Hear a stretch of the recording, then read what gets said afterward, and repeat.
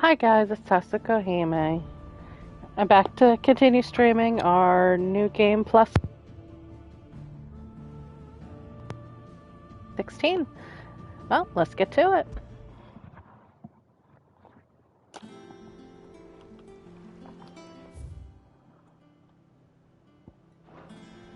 Okay. Walkways need Welcome home, patching Sid.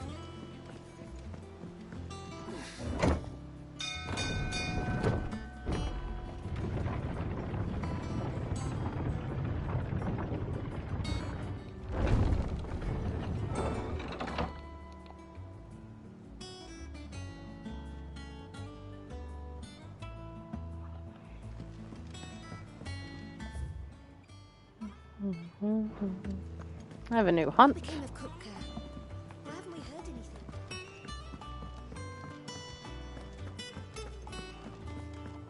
anything? If the state of our coffers is anything to go by. Check the letter.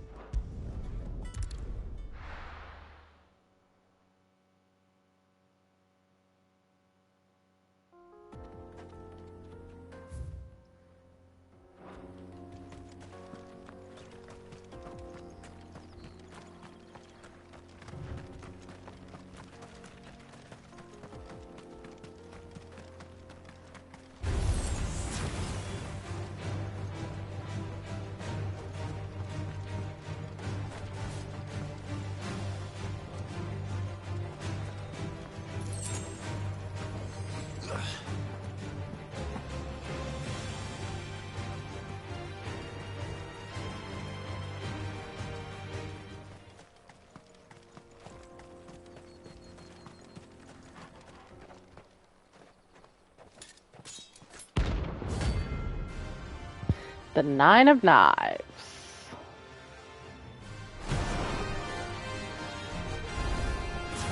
My blade yet hungers, so do I. Come, let us feast on your flesh. Your feasting days are over.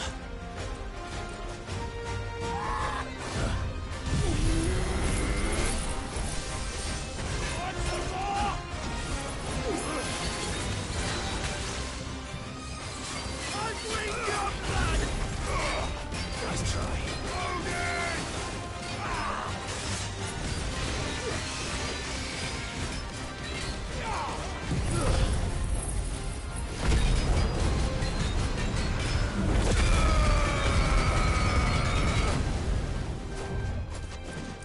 Nice try.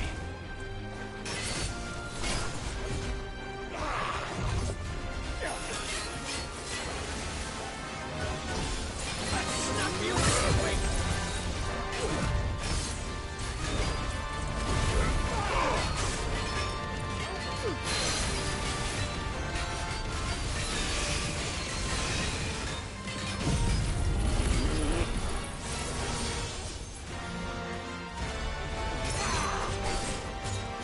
Too slow. Get him.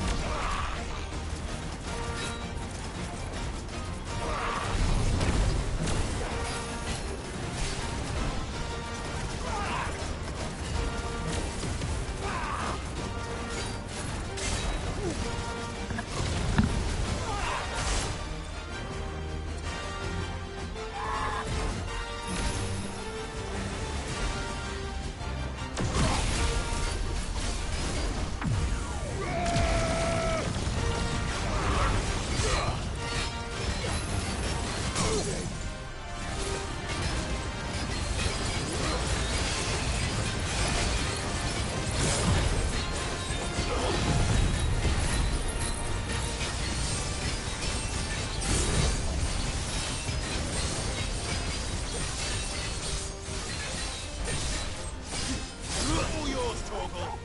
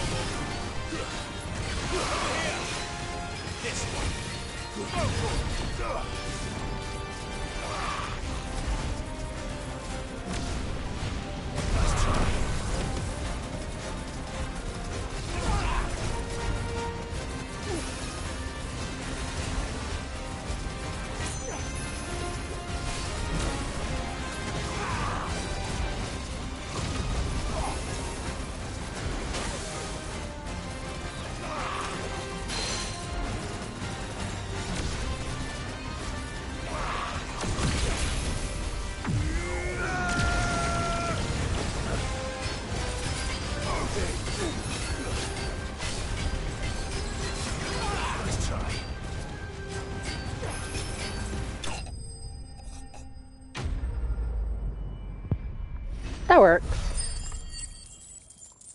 Ooh. Did I level up? I did. Yay!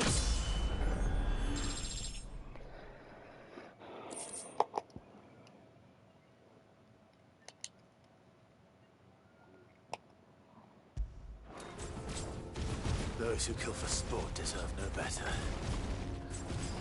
That one, that one. I think.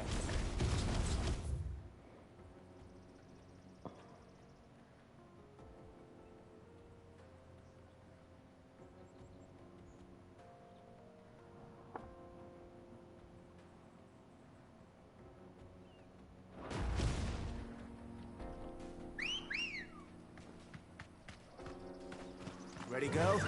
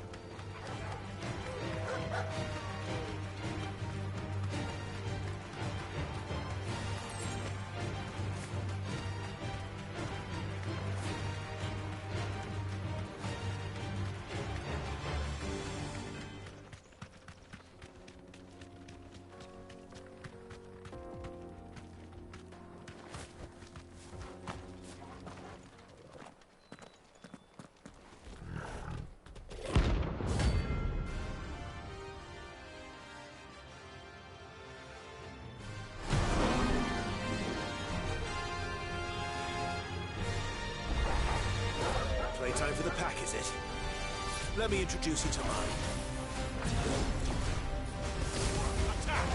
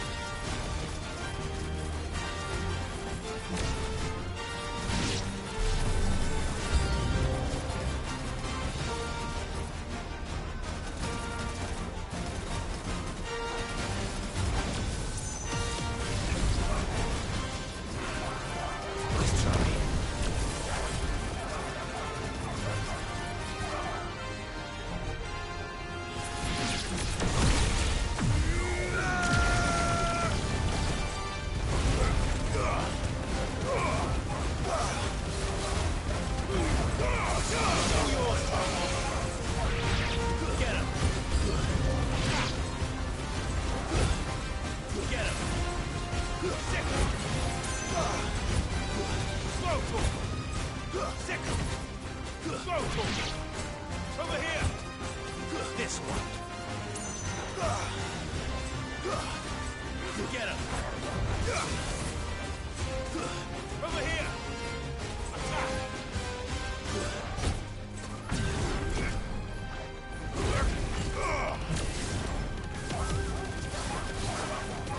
Let's try.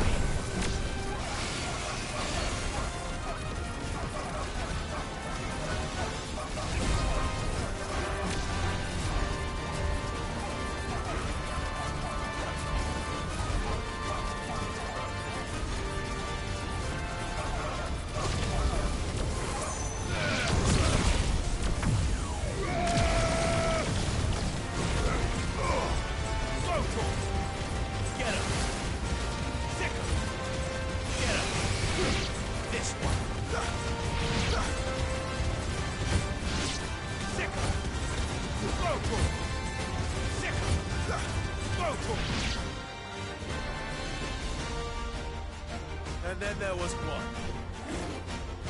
And now we finally get to the fight.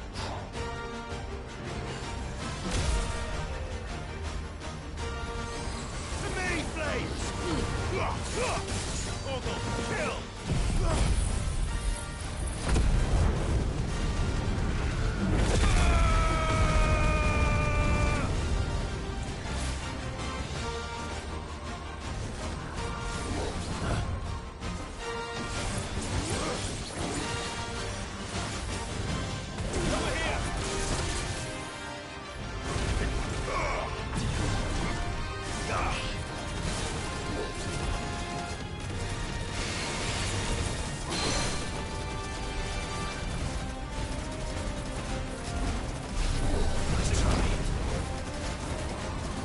Right?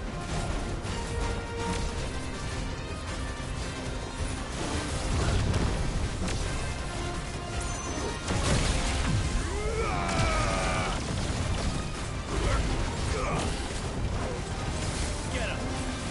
Rise!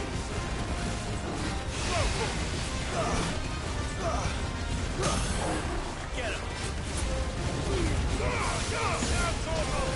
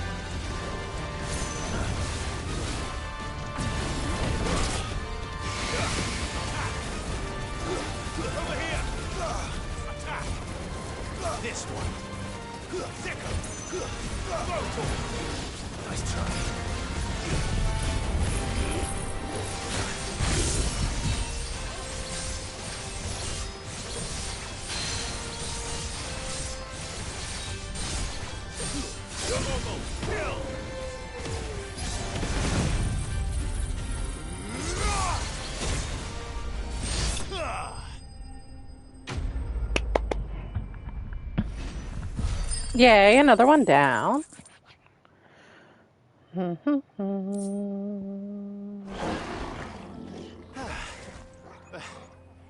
That wasn't too bad, was it, Torgal?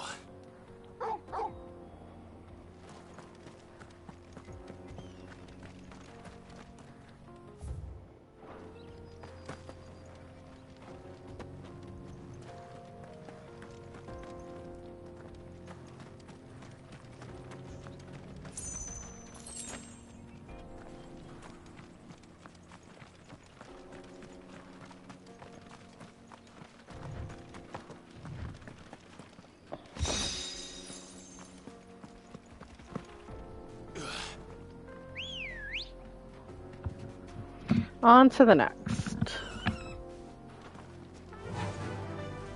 Run like the wind.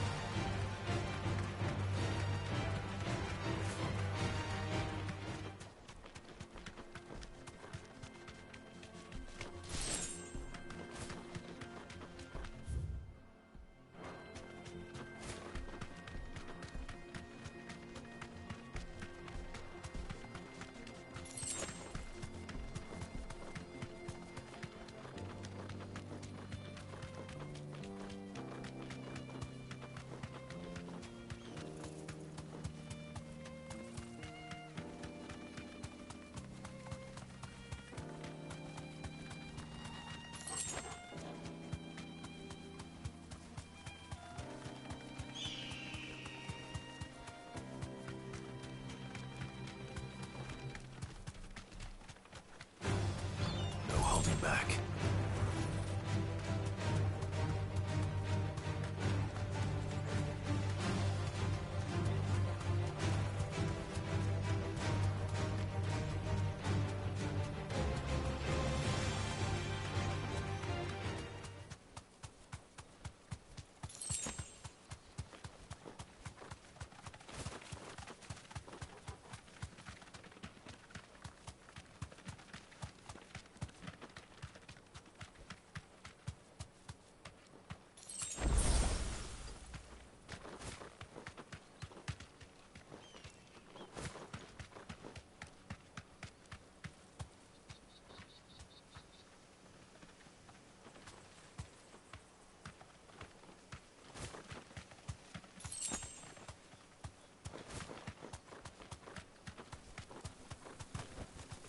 Thanks, girl.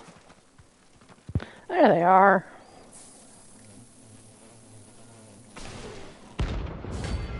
They don't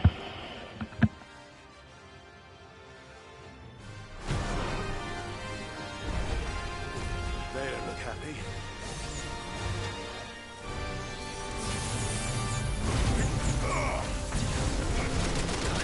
I failed. Wow, that was fast.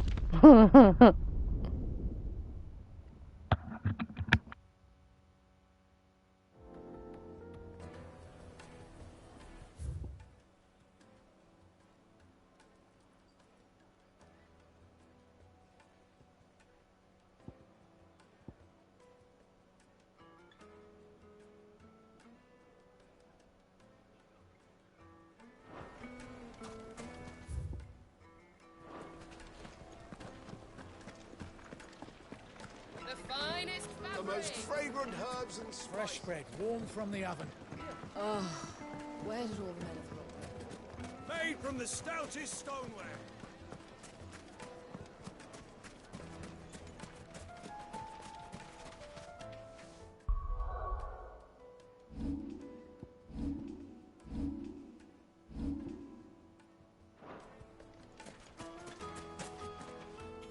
Good day, my lord.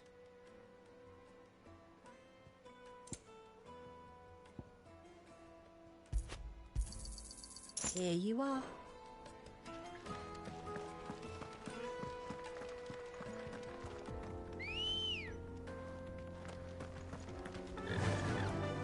Faster!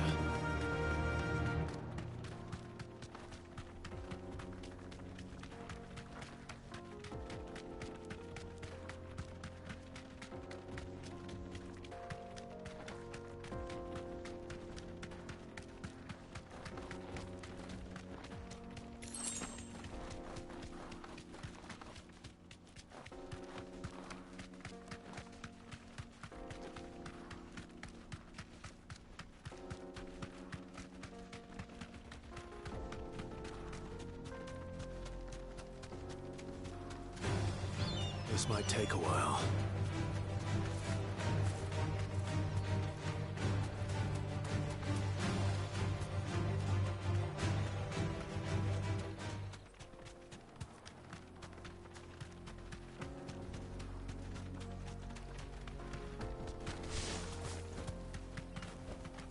No need to ride from here.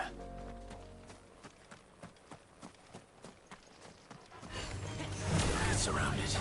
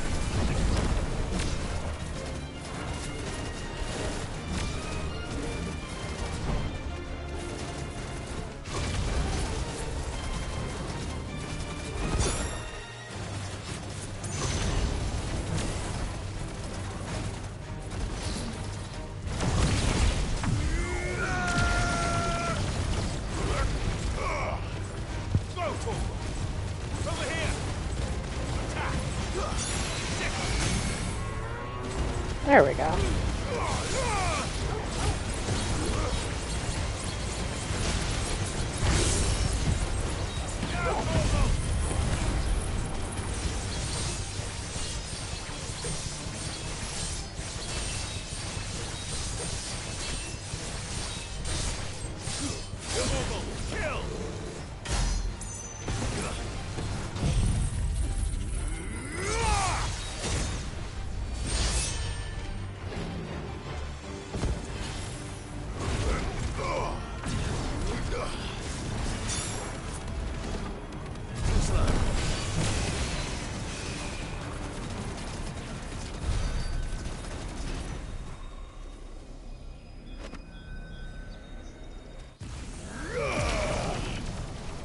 Oh well.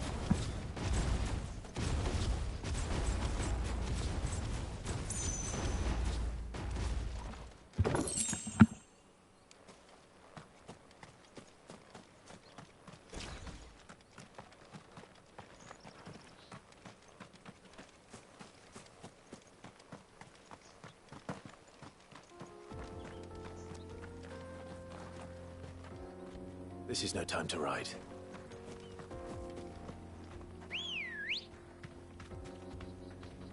Come on. Run like the wind.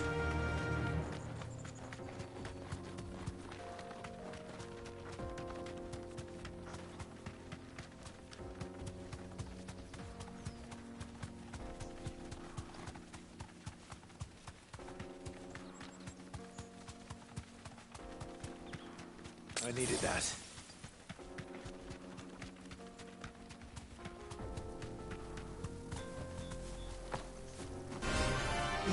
Time to try again.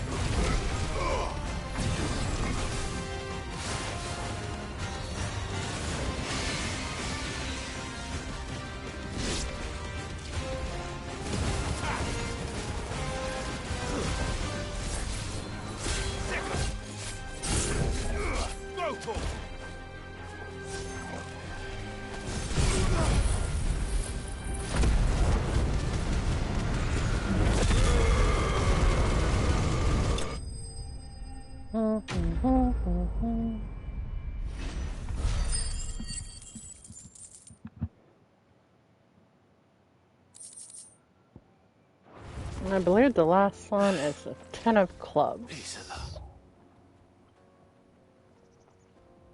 Mm-hmm. Mm-mm.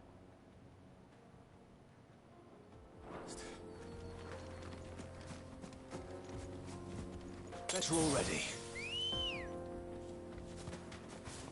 Ready, go? Yeah!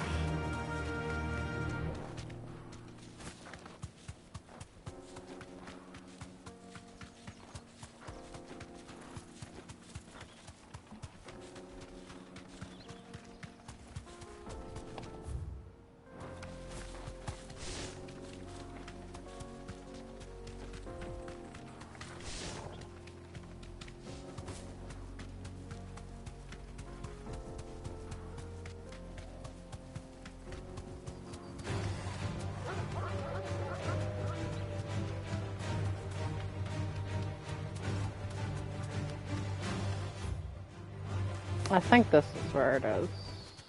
That'll do, girl. Or some hunt is in here.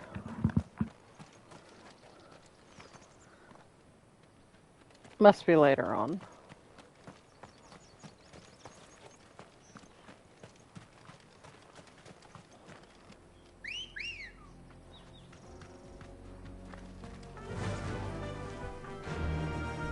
Fly, Ambrosia.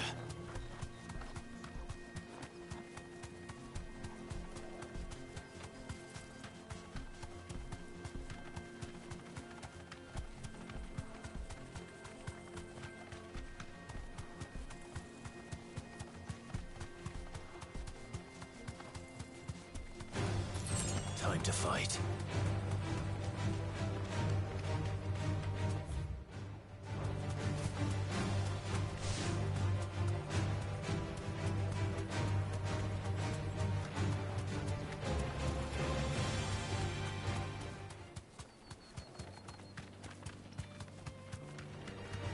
No mistakes.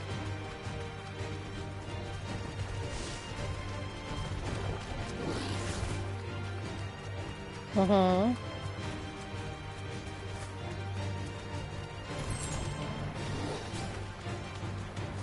Hmm?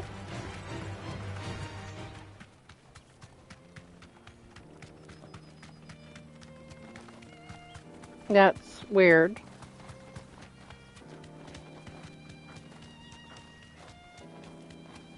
Hmm.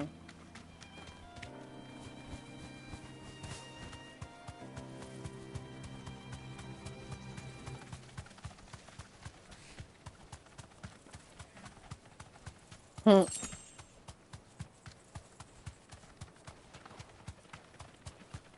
Okay.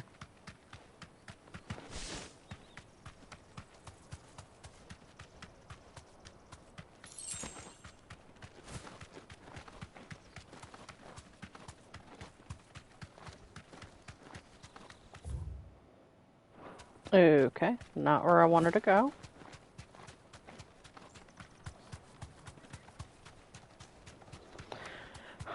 I'm trying to find this hunt.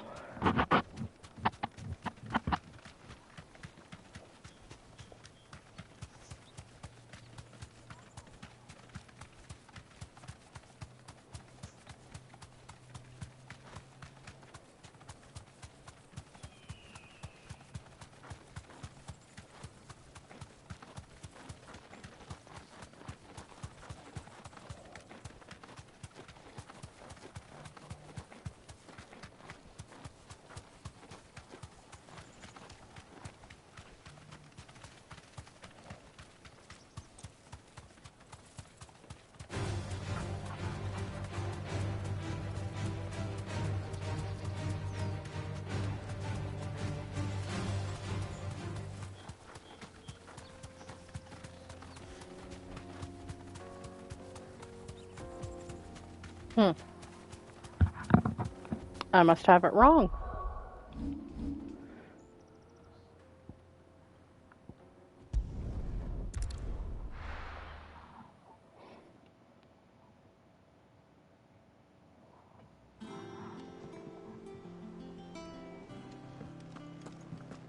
What became of Kupka? Why haven't we heard it?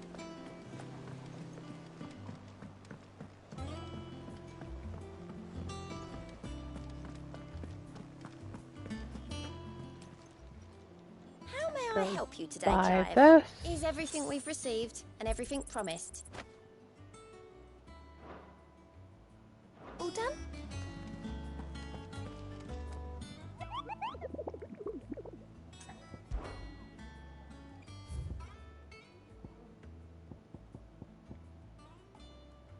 Ah, the Breaker of Worlds. Okay, that's why I had it wrong. But that's an S. It's probably a pretty high level shit.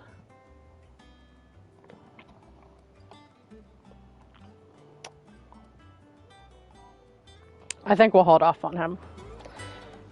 On to the rest of the game. Auto. There you are. Clive, you're back. I am.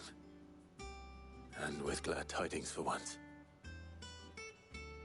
Hugo Kupka is no more. Well, I'll be. All of our comrades who lost their lives back at Sid's place be smiling down at you right now. We had a stolus from Lubor saying Ffxvi Ng had fallen.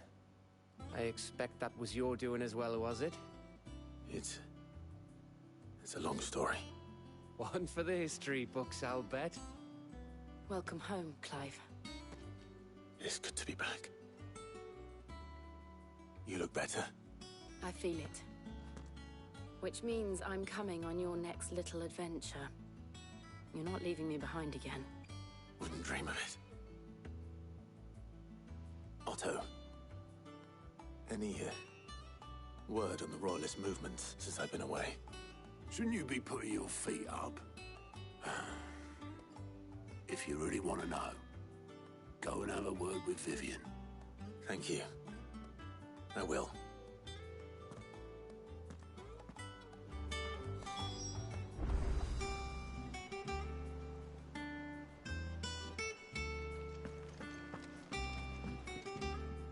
Ah, the conquering hero returns. And with hardly a scratch on him. I may have picked up one or two. Well, the fact that you came straight to me instead of visiting our resident Physica suggests that you picked up something more important. A scent. The scent of Waludas. The very same. But whatever plans Kupka was hatching with the Royalists, he took them to his grave. As did his men. Slaughtered by the orcs who'd taken over the Fang. Orcs, Vivian. I've never seen such creatures in Storm before. The Waludas must have ferried them over from Ash, but why? Why work to rescue Kupka only to invade his home, the mother crystal of an allied nation, and let both fall? It makes no sense. Do you know the tale of the blind men and the Adamantus? One can often be led astray by focusing too closely on individual details. One must instead see the bigger picture. And what bigger picture is there than my map?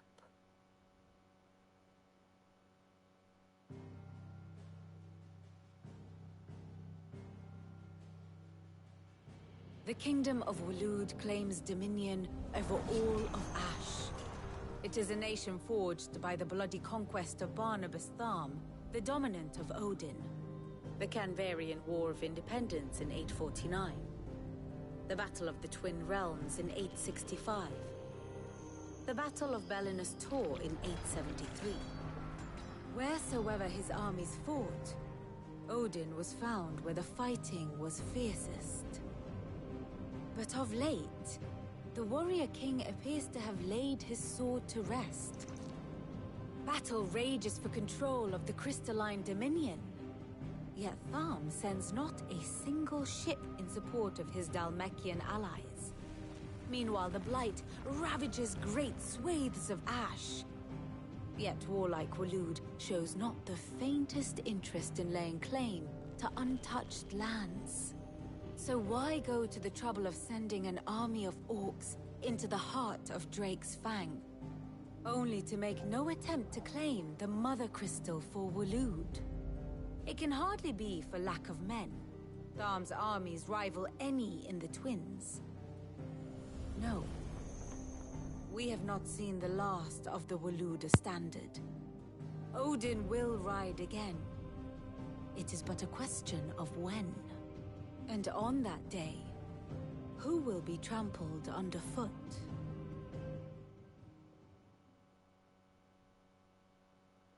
In summary, I know not to what end the Royalists betrayed Kupka. I know only that it is part of some broader scheme. A scheme tied to the ambitions of one man. King Barnabas.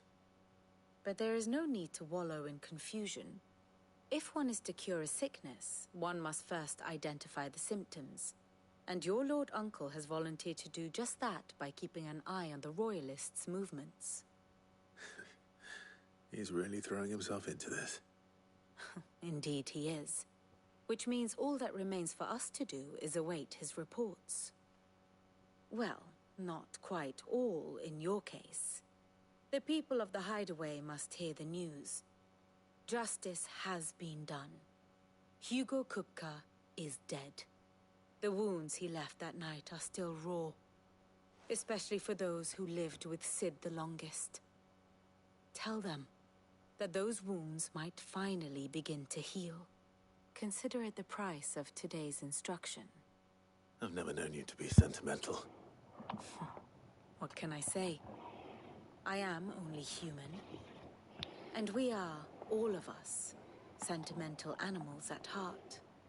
I suppose we are. Very well. I'll go and spread the word.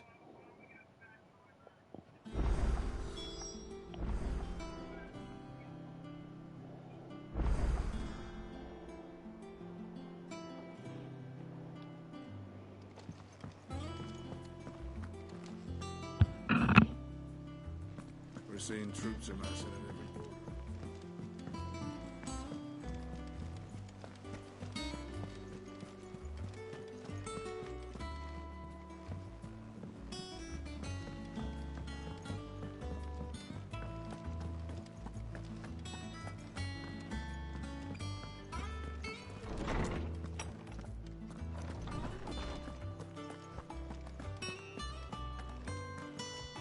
Ah, Clive. Have you come seeking the gift of knowledge? No. To share mine, actually. Hugo Kupka is dead. Oh, my. Can it really be true? Look, he's crying. He is. The big baby. And with good reason, children. These are tears of joy. We must offer up a prayer to your parents that the heavens might weep with us. There shall be no lessons today, only thanksgiving and merrymaking. Go, put away your things. All right. Brilliant.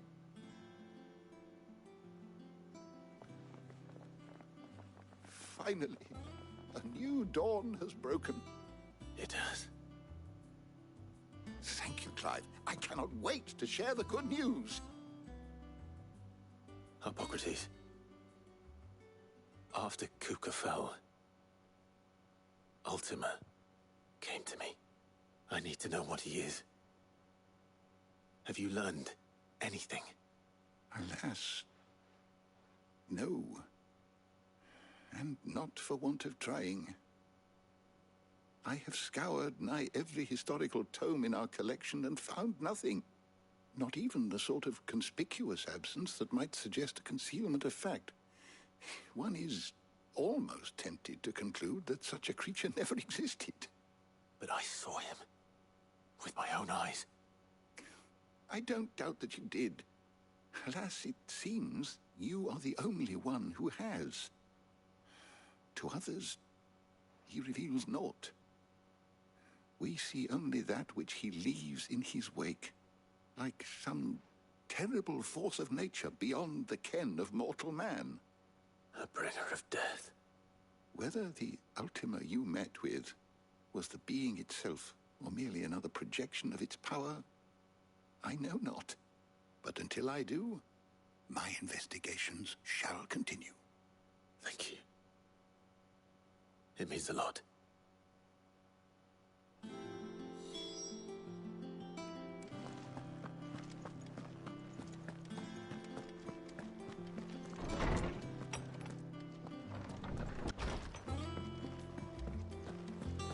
Thanks to Sid, the man who... Well, someone looks pleased with himself. It's true what I'm hearing, then. Nothing escapes you, Lady Karen. It's true. Kupka is dead. No more looking over our shoulders, then. Good. Starting to get a crick in my neck. Don't let it go to your head, though.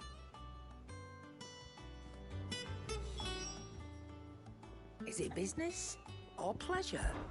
It's a relief. Thank you, Clive.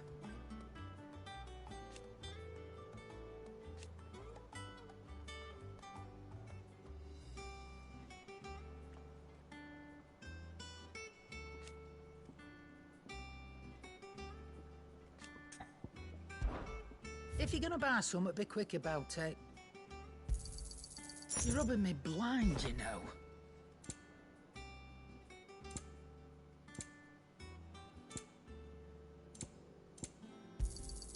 You'll not find a better price than that.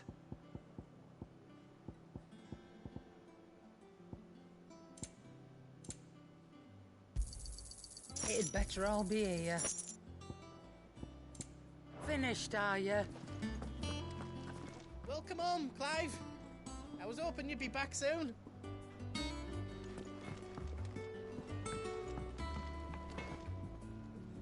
Blackthorn, do you have a moment? What is it? I'm busy. I wanted to tell you that Hugo Kupka is dead.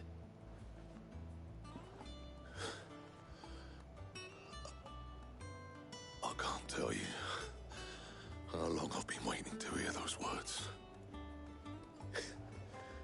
This is it then. A new beginning under a new Sid. I'll try to live up to the name.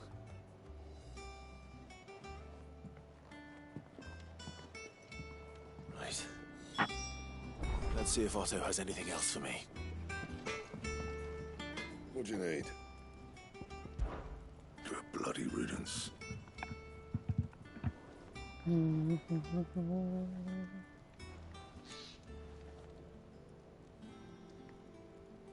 included. So, what'll it be? Okay.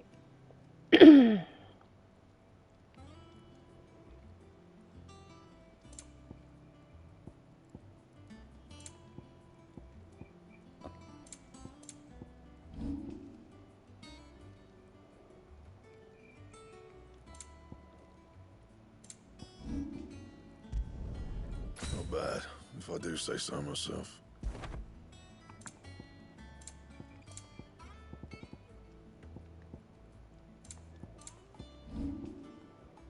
Okay. You can Yeah. thank me later.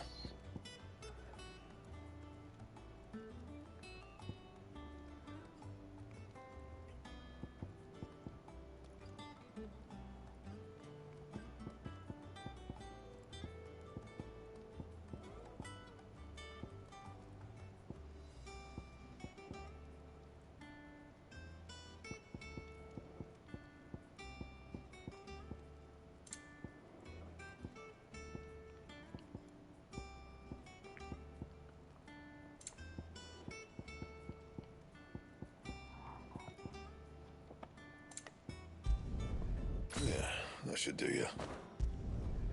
My best work, but it'll do. You can thank me later. My best work, but it'll do. Yeah, that should do you. Okay. That it? Fine.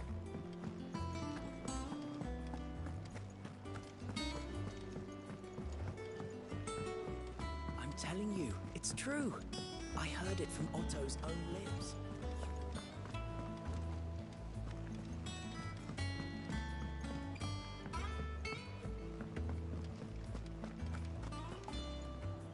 You barely sat down since you came home. Vivian got you running errands or something? Just spreading the word.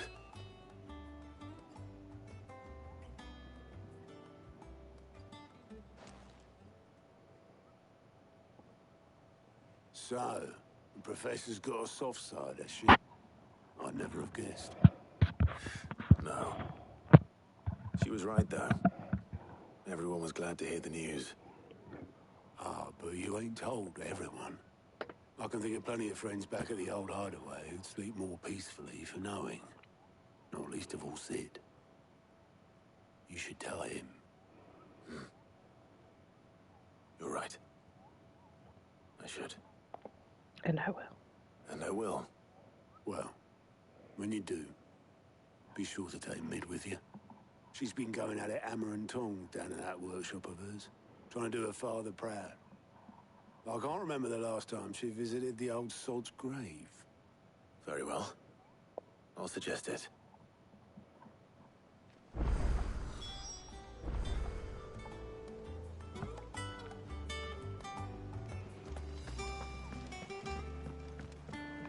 Let's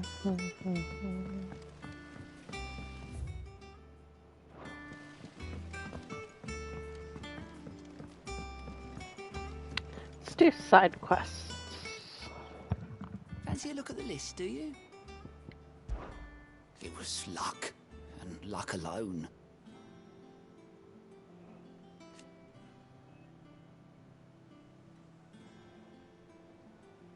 But now...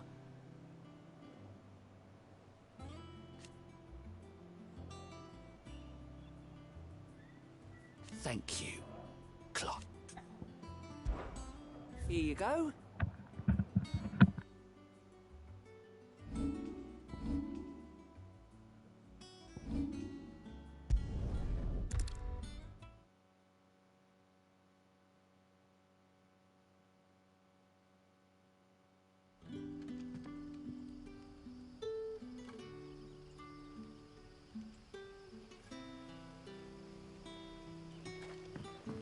Good day to you. It's all but spent. The crystals we get from the table. We had to dig a new cellar. Ah, Clive. Your timing is exquisite, as always. I have a concern which you may be able to assist me with. Go on. There are whisperings afoot of shadowy figures having been sighted outside the village. Rustlings in the undergrowth, suspicious noises. My people fear that they are being watched. It may be no more than a surfeit of nerves, understandable in the current climate, or it may be the prelude to something altogether more dangerous. Given what I hope you'll forgive me calling your nose for trouble, I wondered if you might investigate. Of course. Excellent. You might begin by speaking with the good citizens of Lostwing. Listen to their tales, and make what you will of them. All right. I will.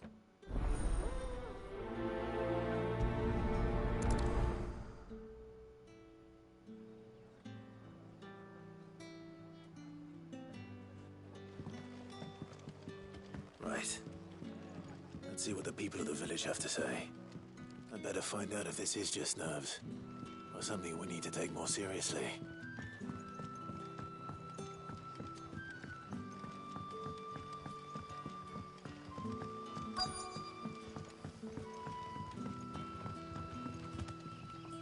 You all right, Sid? Something on your mind? There is actually. Can I ask you something? Quentin tells me people have mentioned shadowy figures out in the woods. Have you noticed anything unusual? Oh, that. No, sorry, can't help you. I heard the rumours, mind, from the lads working over at the vineyard, but none of them has seen anything either. All right. Thanks anyway.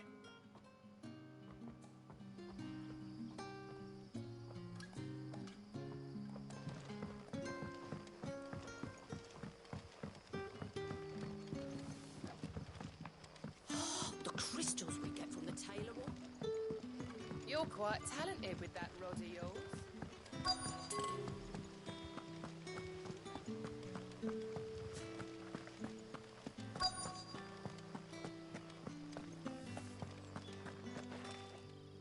Do you have a moment? There's talk of suspicious figures in the woods. Have you seen anything out of the ordinary? No, but I've heard something. Sound of scraping metal, like someone sharpening a sword. Where was this? In Lorbert's Pass. Was out foraging for herbs when I heard it, screeching out from between the trees. Ran back here as quick as my legs would carry me, and I ain't been back since. I see. I'll look into it. Thank you.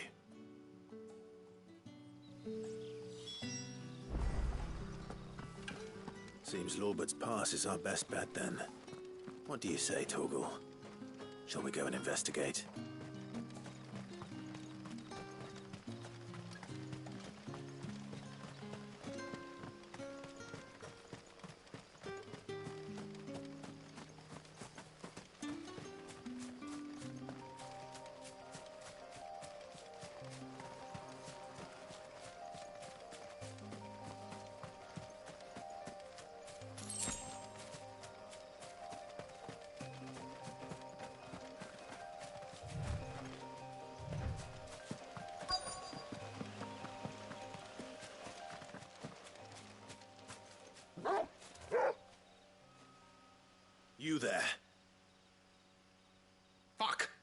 seen us. Get them before they escape. Black Shields. Here. What the hell are you doing here? What is it to you?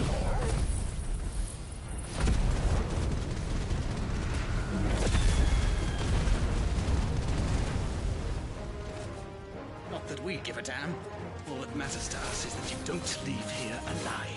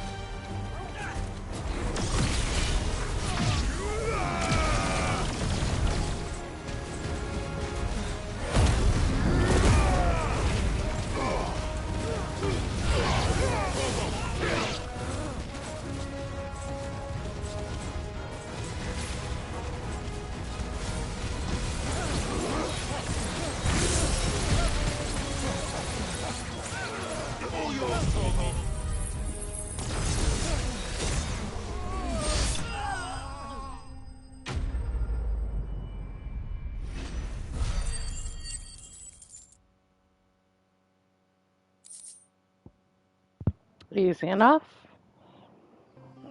Why were they here? Are they planning an attack on Lostwing? I need to warn Quentin.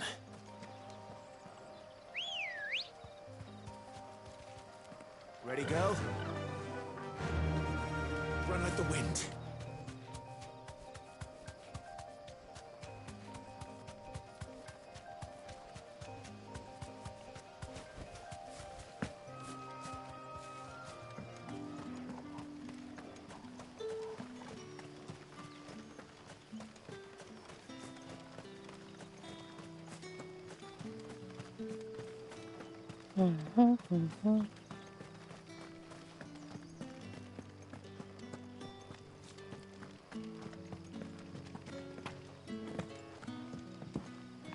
You're quite talented with that rod of yours.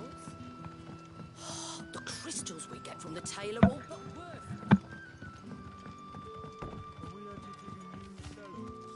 Clive, how goes the hunt for our sinister figures? I found some Black Shields hiding near Lorbert's Pass. They're gone now.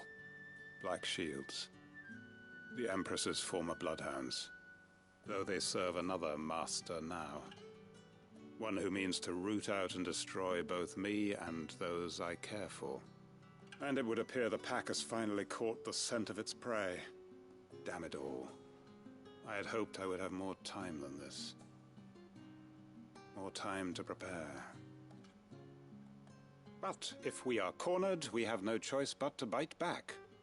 And bite back we shall. I'm sorry.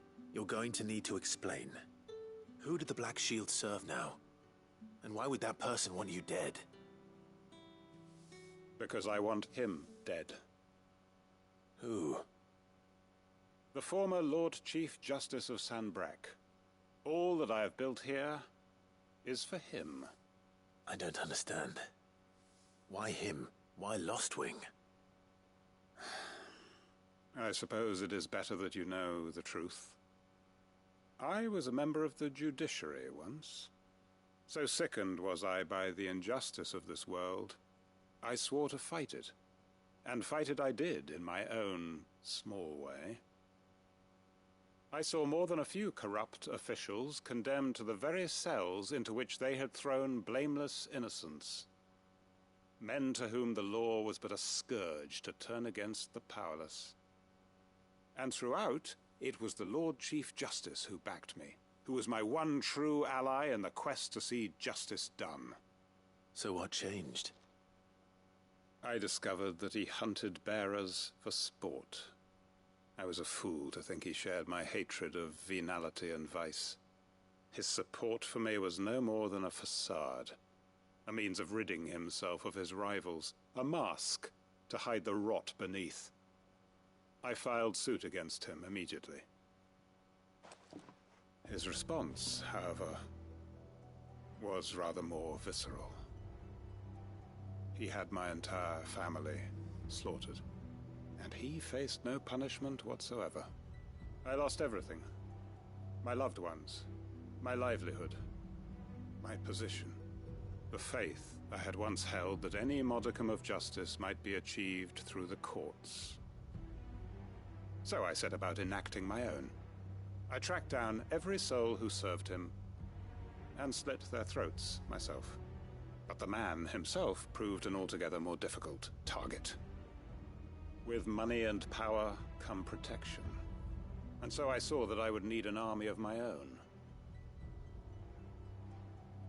I came here to Lostwing and began recruiting like-minded individuals. And everyone here knows this is why you do what you do. Of course. They too have lost loved ones to the bearer hunts. Seen faultless friends sent to the gallows to spare the guilty. All under the watchful eye of the Lord Chief Justice. Our wounds are the same. And our cause is the same. We are comrades. And our revenge is already in motion. We know where he hides, how numerous and well-trained his guard. What we did not know until now, however, was that his plans may already be in motion too. Quentin. Our time is short. He may move against us at any moment, unless we move against him first. My friends and comrades, it begins. Make ready for war.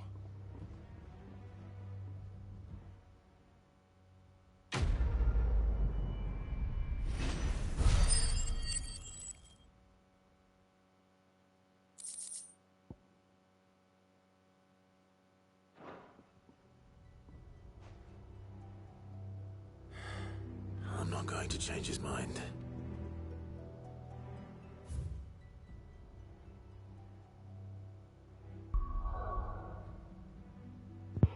Okay, where's the other one? There it is.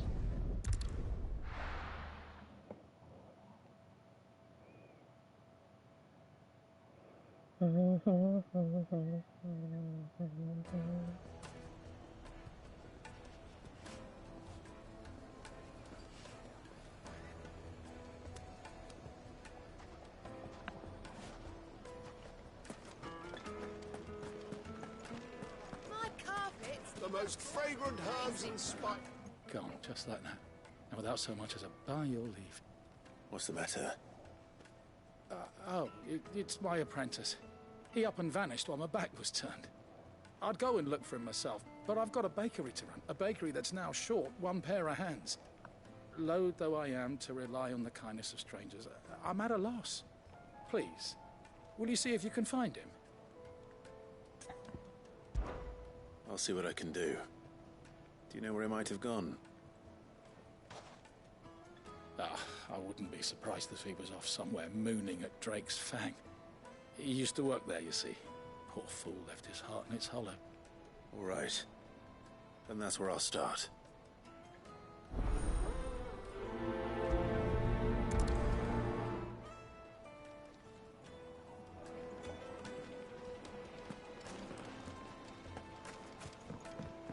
Oh, where did all the men have gone? Drake's Fang is this way.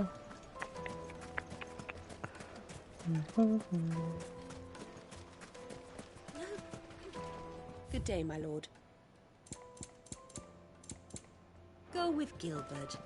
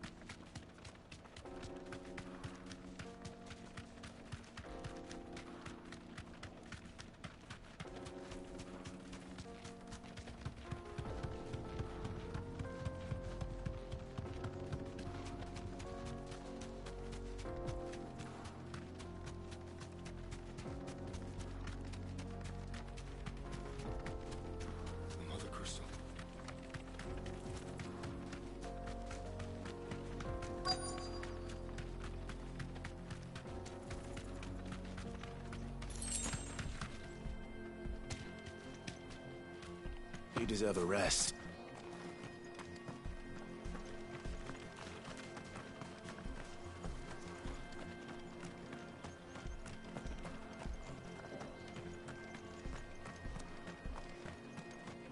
There he is. Okay.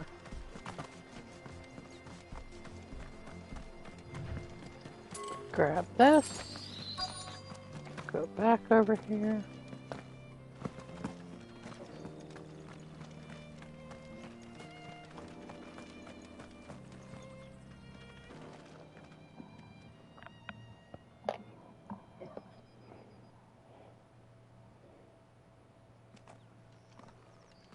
Excuse me. What do you want? The baker sent me to find you. I am a sorry, selfish sod, aren't I? I'm certainly not a baker. Master must have ruled the day he took me in. Time was the sight of the Fang used to calm my nerves. But now look at her. I take it you missed the Mother Crystal. I hated her, but she was all I knew. Worked her mines for years. And when she shattered, part of me shattered with her. I had to trade my pickaxe for a rolling pin, but I'm no good at baking. Every loaf I touch collapses. My bread's as hollow as I am. She was the only thing that could fill the hole inside me. Oh, I loved her, damn it. But now she's gone. She's never coming back. What am I supposed to do? I ask her. How does a shell of a man learn to live again? Perhaps you could express yourself in your work. If you miss the Fang, maybe you could recapture it somehow. Recapture it? I'm a baker, not a... You know, you might just be right. What a fool I've been! I have to get back to the bakery right away. Thank you. Thank you, my friend. You've opened my eyes. Wait.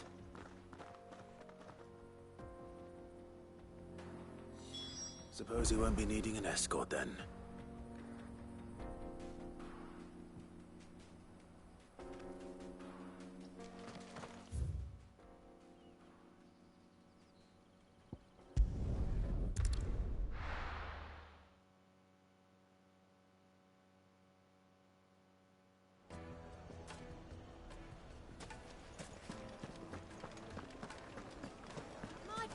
The most fragrant herbs and spices. Ah, there you are. The man who lit a fire under my wayward apprentice. Though I worry you might have stoked the flames a little too high. He damn near ran me down trying to get to my oven. Master, it's ready. Behold the Drake's Balm. A truly unique creation. I dare say it is. Just look at it. A perfect likeness of the Fang herself. Her steepled peaks, her fulsome spurs, her inviting hollow. True, my loaves collapse more often than not, but what's the Fang without her crater? Why, no Fang at all. And look, inside. She's filled to bursting with a bounty of beautiful crystals. Salt crystals! Master, I have found my purpose. I must use my work here to preserve the memory of the Fang. Well, if it tastes half as unique as it looks, I'd certainly say you're onto something. Not only is my apprentice back, but he's finally pulling his weight. With any luck, I might even have a new delicacy on my hands. I don't know how you did it, but you have my thanks.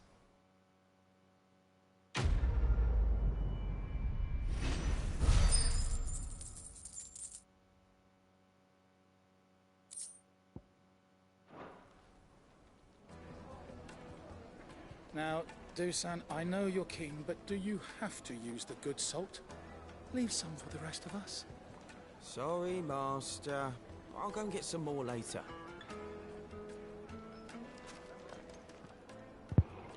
Okay. Back to the hideout.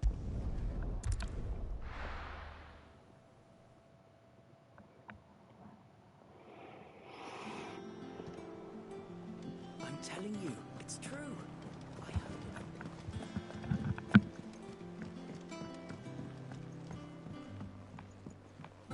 We're seeing troops amassing at every corner.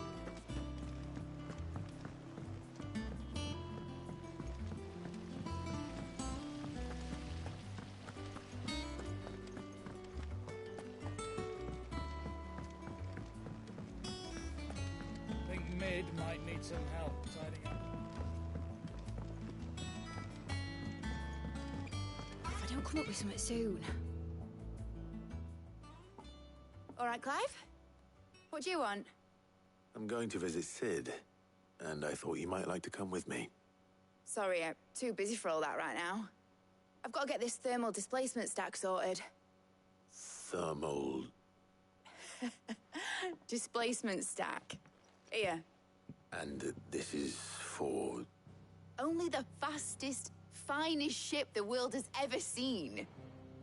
The Enterprise. Me and my dad designed it together.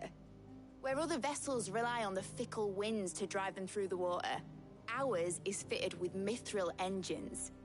And those things have got more push than a behemoth in a bad mood, and more heat than all the hells put together. Which is where the stack comes in. I may have already talked some tight-lipped shipwrights into putting the hull together for me in a little dockyard in Canva. But the stack's a bit more involved, so I'm building it here. Thing is, it's so involved that I'm running behind and it's starting to hold things up over at the shipyard. I'll come and see my dad, though, when I'm done. Whenever that is. Is there anything I can do to help? Good old Clive. I were hoping you'd say that. First things first, I need some parts meching. The stack will be made up of 3 major components. There's the plating, here, that channels hot vapors away from the engine. The helm over the top, that disperses all that heat into the air. And the shielding around the sides. That stops the rest of the ship from going up in flames. A full suit of armor, then? Probably best to take it one piece at a time. Then you'll need to start with the plating. Everything else fits onto it. I've got the designs and the list of materials here. Show these to Blackthorn. He'll know what to do. I can't make head nor tail of them. Luckily, you don't need to.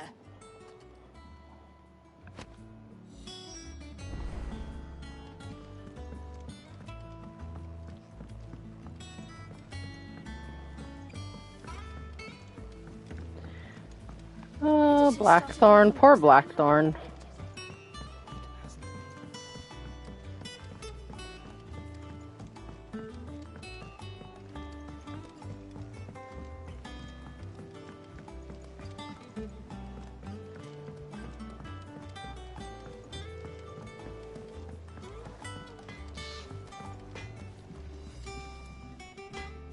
Blackthorn, can I ask a favor? Hell with it. Oh, hi, Camilla. This my last chance. Today's been going okay. Yesterday was absolutely shit. Go on then. Don't know that it'll get much better until after the middle of October.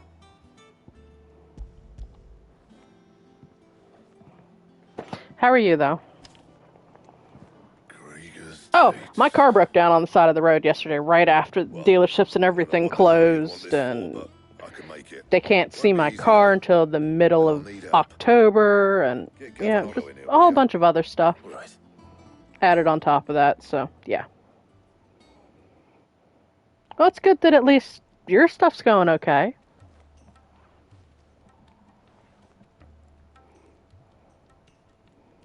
So Mid's roped us all in here again, hasn't she? Typical. Still, if that's what it takes to get her to visit Sid's grave, I'll do what I can. And, what is it we need to do, exactly? Take a look at this. It's this plating. The usual sword grade steel won't work. We need something that can get very hot, very fast, and still keep its shape. That means an alloy. Something that won't break or buckle at the temperatures she's talking about. Which is where you lot come in. I need materials. Okay, I'll look at it after the stream. You'll have to fetch them. Now, there's a special kind of sand I'm after that you can only find out in the Velcroy. Stardust, they call it. As for the rest of the stuff, my usual supply should have it in stock. Yep, it just I will. Needs buying and bringing back here. Well, we'll get it done quicker if we split up. One of us should probably give you an hand coat in the sand. And the other can go and get the rest from this supplier. Right then. Well, make your minds up who's going where. We can get this over with.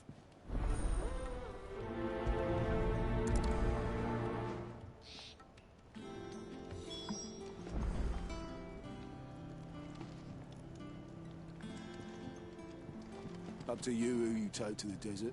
I mean, Gav's good in a fight, but you don't have my winning personality. Ah, don't listen, eh?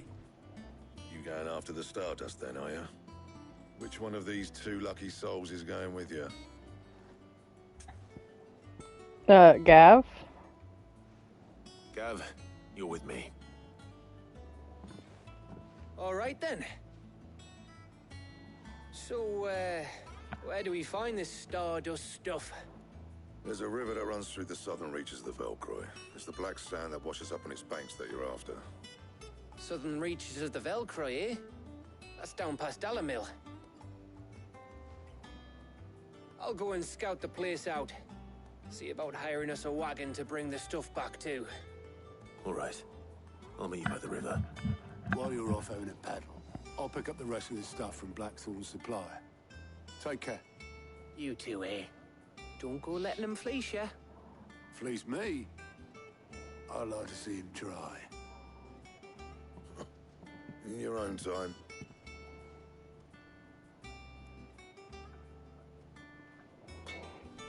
The logo looks good. Was there something else?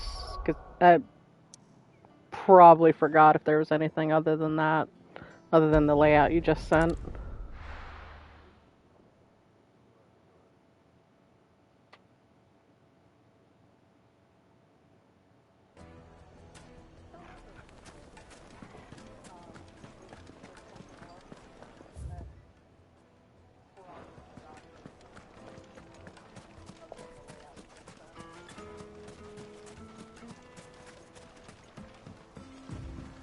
Looks like I found the river. Now where's Gav?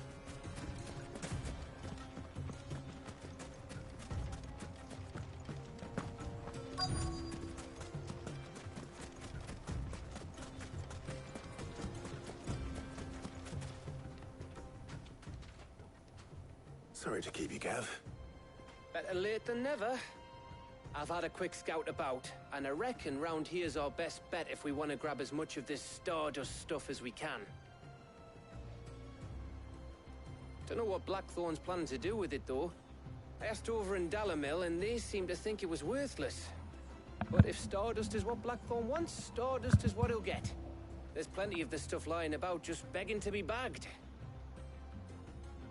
Then let's get bagging, shall we? We shall. Race ya.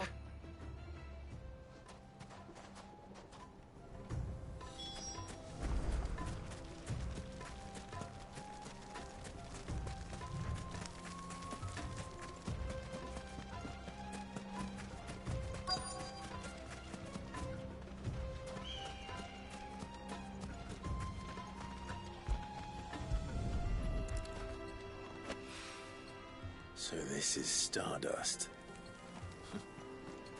It just looks like black sand to me.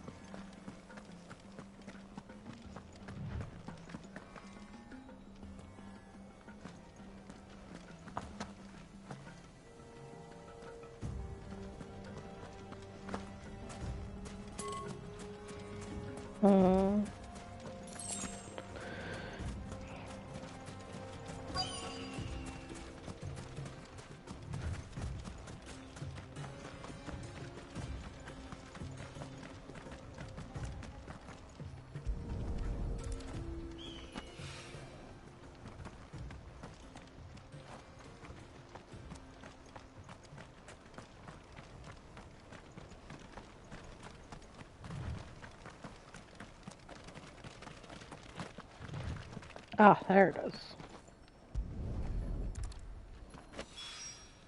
That should be enough for now. Let's see how Gav's getting on.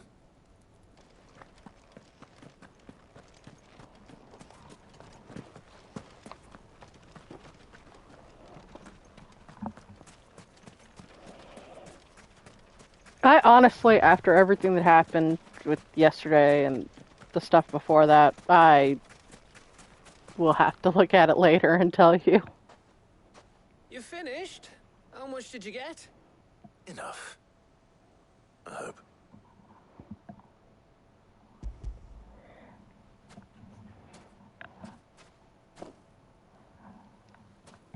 Oh, you win. That might even be enough for old Blackthorn. Hey, before we go, do you mind if we have a chat?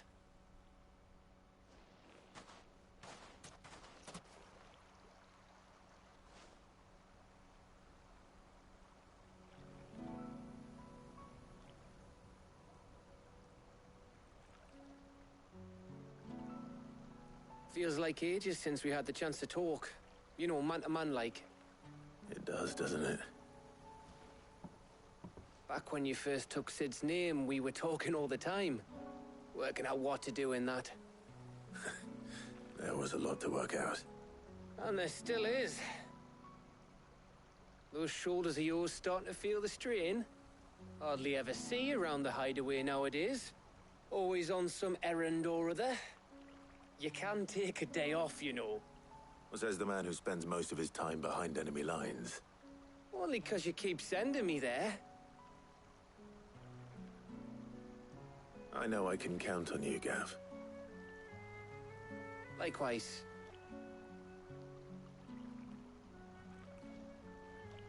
So you keep sending me wherever you need to, and I'll keep going. Safe in the knowledge that I have a home to come back to. Thanks to you.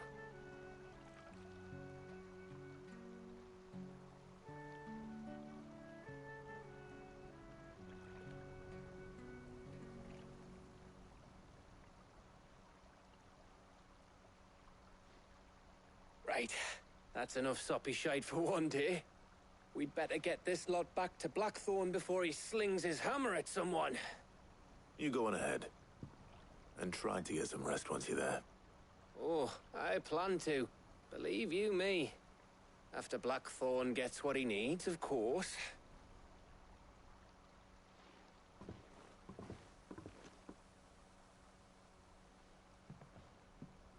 Right.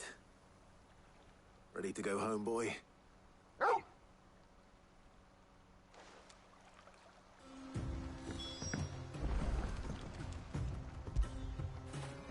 Get it, boy.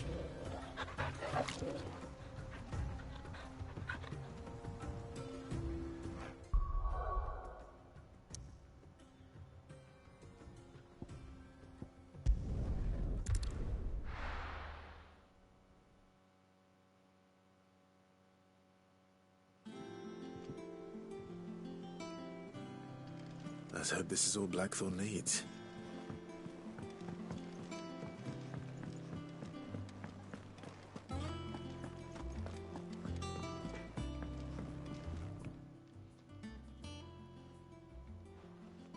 Blackthorn, got everything you need? Yeah. Yeah, I do. Cheers for the stardust. Should be enough to be getting on with. We should go out on maneuvers together more often. You're beat sneaking around on your tud all the time. I'll make a start on putting this thermal plating together then. It will take some time, mind. So if you've got other things to be getting on with, I could do without you breathing down my neck. Thank you, Blackthorn. I'll let Mid know construction's underway.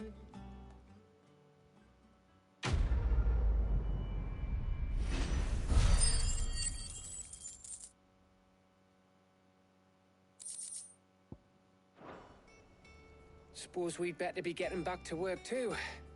Give us a shout if you need anything.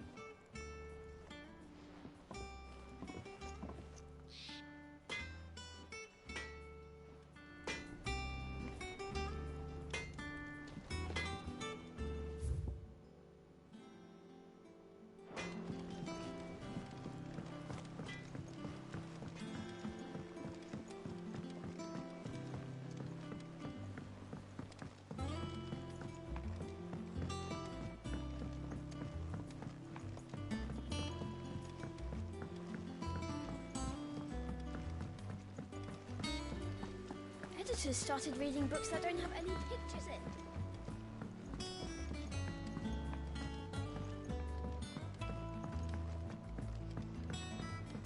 If I don't come up with something soon. You'll be pleased to hear that Blackthorn's started work on the plating. Excellent. 1 down, 2 to go. So, what's next?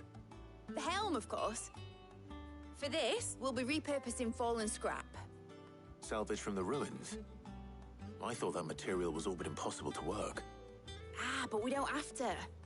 I'm sorry. Just so happens there's one particular ruin that's broken into exactly the right shape and size pieces for what we need. What's the name back there? I'll give you all the details. What's her name? Right.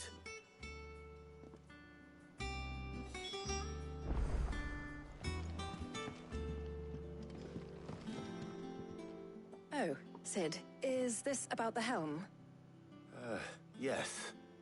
Mid said I should speak with you. I'll show you the plans then. Here you see the mithril engine, in which mithril is burned to generate heat. That heat is then harnessed to produce motive force. Excess heat is dealt with by means of the thermal displacement stack, which disperses it into the surrounding air. Now, were we to rely on thermal plating alone to achieve this effect, the rate of excess heat buildup would far exceed the displacement coefficient of the plating. In other words, the reactor would overheat and eventually explode. This is where the helm comes in. It connects to the plating, you see, and serves as a sort of thermal sink to absorb all that excess energy. Our experiments have shown that fallen ceramics are remarkably thermophilic. They can withstand and absorb levels of heat far above anything we are able to make today. And not only that, they're also waterproof and immune to rust, making them the perfect material for our protective hood.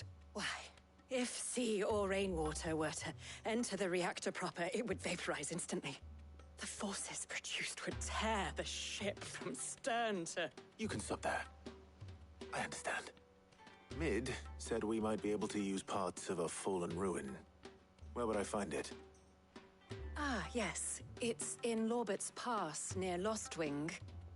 The thing is, well, I probably should have arranged to have the pieces we need brought here sooner.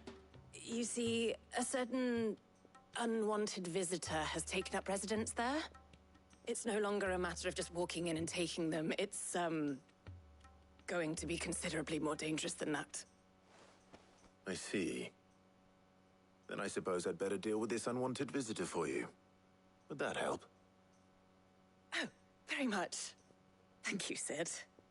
I'll gather my team and head there right away. We'll meet you outside the ruins.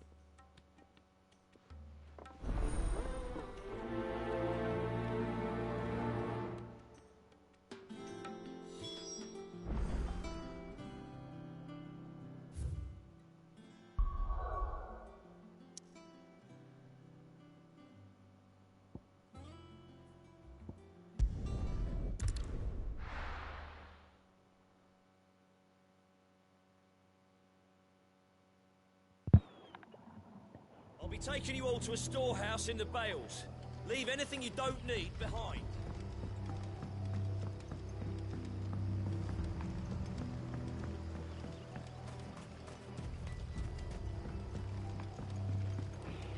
Lorbert's Pass.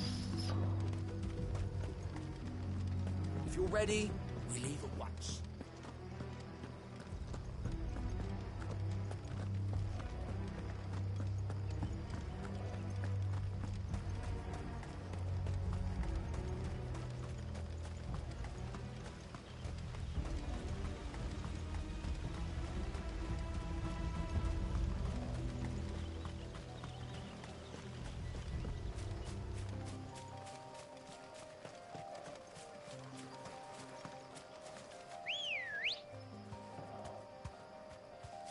Let's go.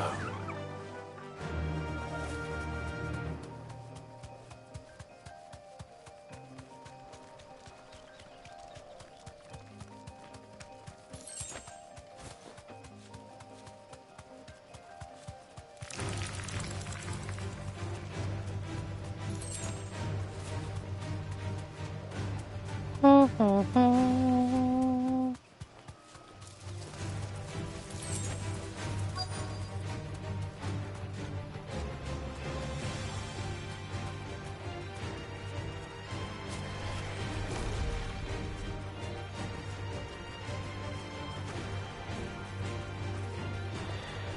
You really had to follow me over here, dude.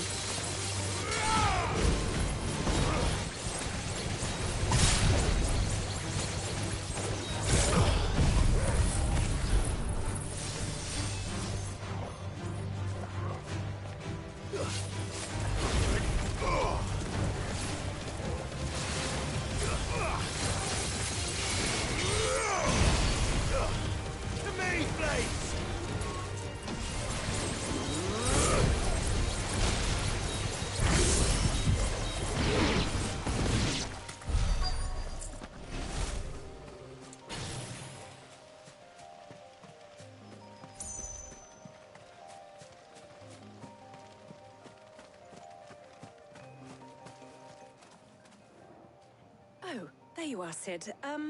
Thanks so much for coming. The, ruins are just over there, as is the creature I told you about, I'd imagine. Would you mind? Of course. I'll be right back.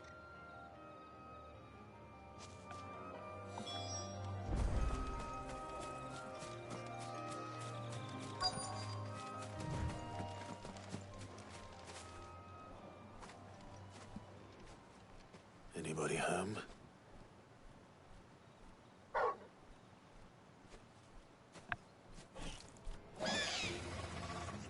This must be our unwanted visitor.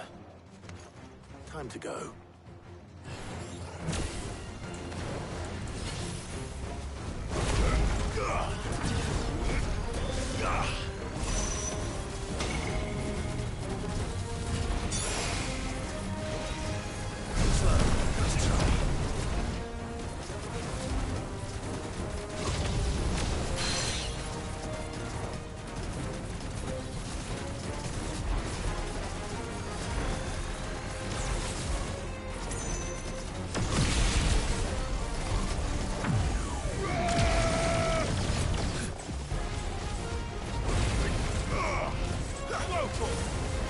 This one. Get him.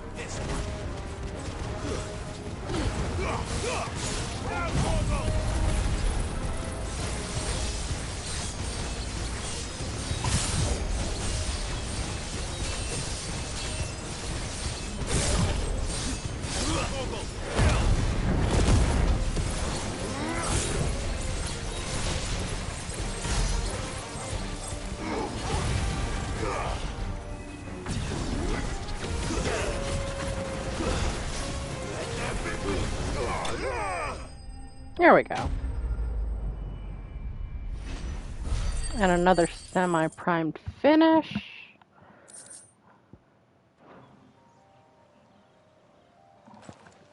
The things I do for you, Mid.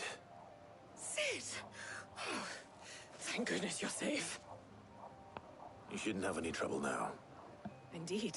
Well, don't let us keep you. We'll, see that everything is transported safely back to the hideaway. All right. I'll let Mid know you're on your way.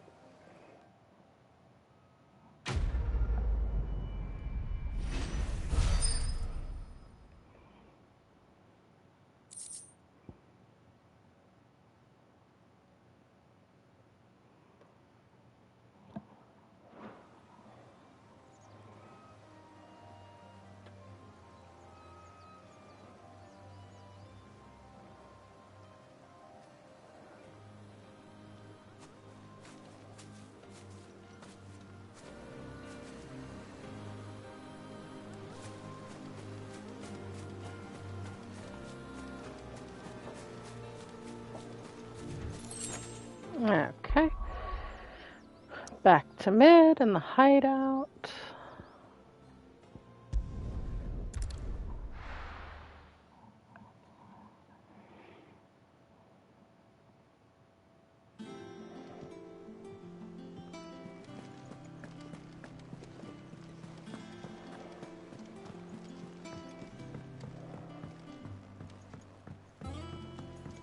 We're seeing troops amassing at every border.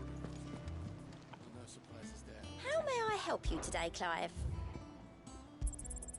All yours. Come again. I may have more for you. Welcome to the Patron's Whisper. Kuka. But when I close my eyes...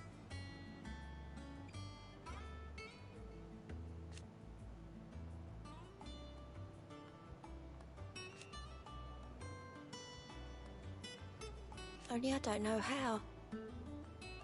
I wish you were here. Off you go then.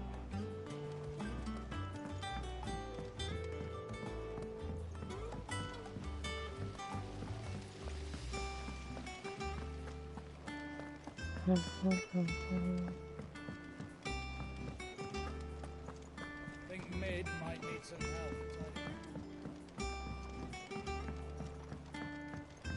If I don't come up with something soon. Mid. Helena has recovered the material for the helm. She'll be along shortly. Excellent. Another job well done. And just one remaining. Right. Right, the shielding. This one's a bit of a bugger. How so? The plating's enough to stop the engines going pop, but those things will still be spitting out enough fire to set the rest of the ship ablaze. Which is why you need proper shielding. A prison for the dragon's breath that's blazing away inside. I thought a triple thick layer of tempered steel might do it. Or more of the stuff that the Fallen use, but they'd both be too heavy. The helm and the plating are bulky enough as it is. Add any more weight and the whole ship would be at the bottom of the briny before we'd even started. I need something light. But I've racked my brains and I just can't think what would do it. Well, if I were in need of obscure knowledge, I know whose counsel I would seek. Hippocrates. Tomes? Yeah, well, I'd have thought of that, obviously. I've got all the details written down here. Can you take this to him, see what he makes of it? Right away.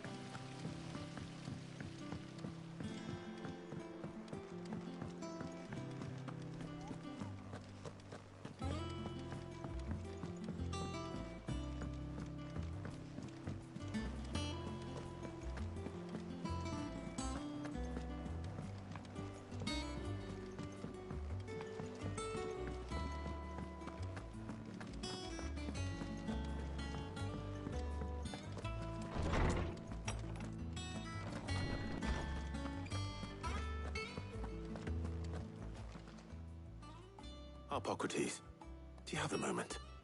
For you, Clive? Always. Well, actually, it's for Mid this time. Could you take a look at this?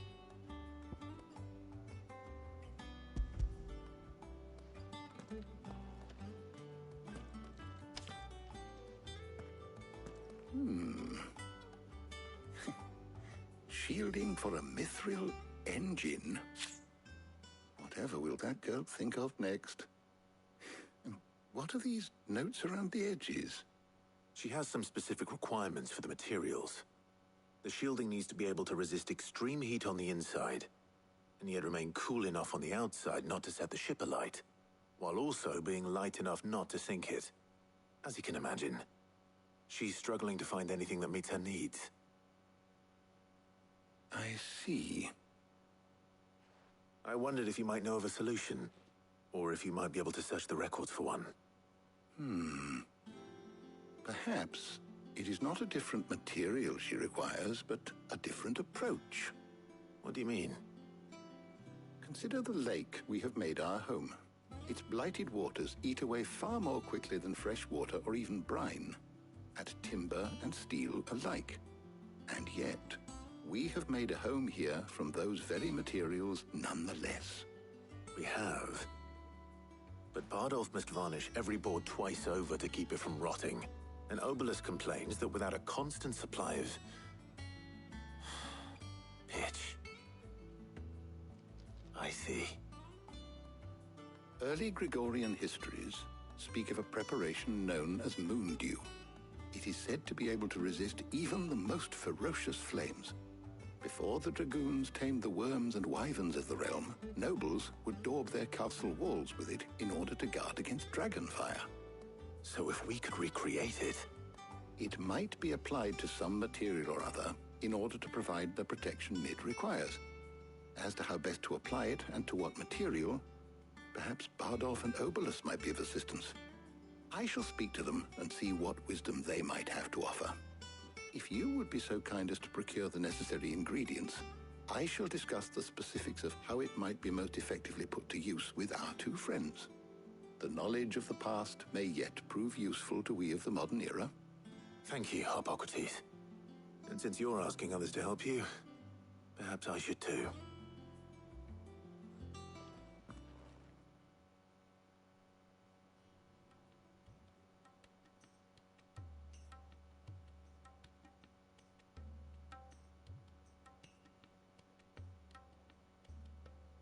So you need a hand, do you? We do. I'll be heading to market for the ingredients we need. I could do with some help. And some company, too. The other can assist me in researching how best to prepare the shielding itself. Can we count on your aid? Always. Well, if Jill's game. Thank you. I am sure either of these fine young minds would prove indispensable in my research. I leave the decision as to who will go with whom in your capable hands, Clive.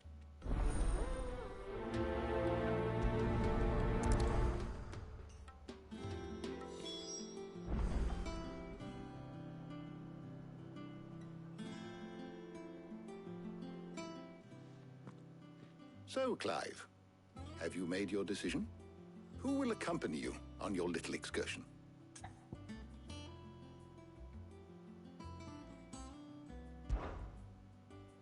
Very well. So then, what do we need to find? I have taken the liberty of preparing a list. Here. White chocobo eggs. Pepio nuts. Are you sure this list is right? Everything on here seems very edible. I would have thought the ingredients would be a little more exotic. Though these items may seem mundane, they have potent effects that are rarely exploited, effects for which they were once highly prized. So much so, in fact, that they were harvested almost to extinction, hence moon dews having fallen from favor. Now, of course, they can be obtained with ease. You should be able to find everything you need at the market in Northreach. Is that so? I've been meaning to visit Northreach anyway. I'll set out now. Join me there when you're ready. I will. Until then. You two enjoy yourselves. You too, Talia.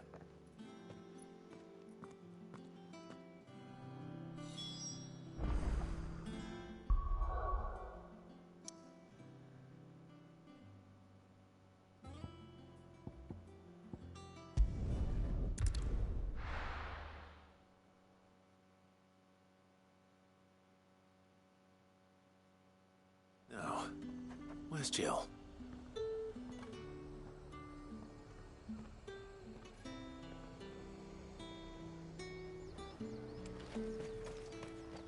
And what can I do for you?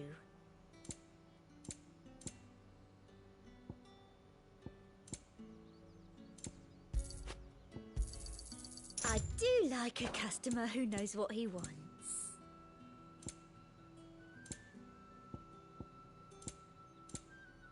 I'll be here if you need me. Keep them pilchards nice and chilled. Are those Pepio nuts? How goes the hunt for ingredients? I've only just started. I'm sure everything we need is somewhere amongst all these stalls, though. Why don't we split up and see? We'll take a couple of ingredients each. All right. What am I looking for? How about you look for the Pepio nuts and some garlic? I'll find the other things we need. We can meet by the gate when we're finished.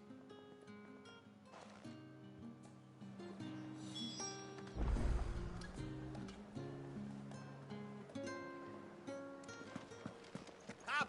You'll not find a bruised pippin in the bush. Fresh cuts. Come and get them before they're gone. We haven't much, but you're free to look. Ah, yes. You're always welcome here in Lostwing.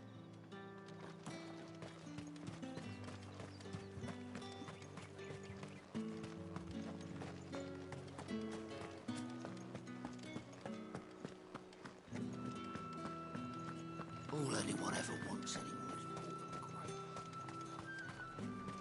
is There's talk.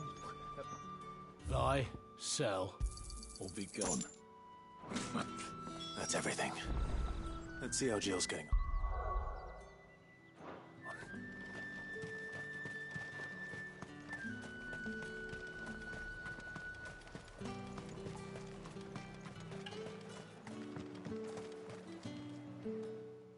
Did you find everything? I did. Yeah.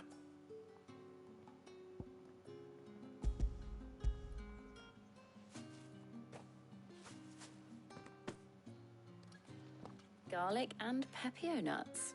Perfect. Now all that remains is for Harpocrates to somehow turn all this into what Mid needs to keep her engine cool.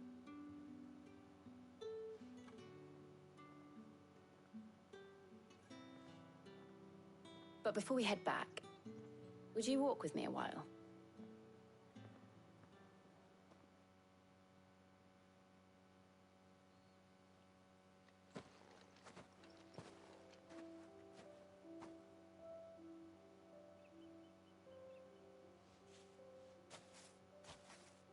Thank you for asking me to help you today.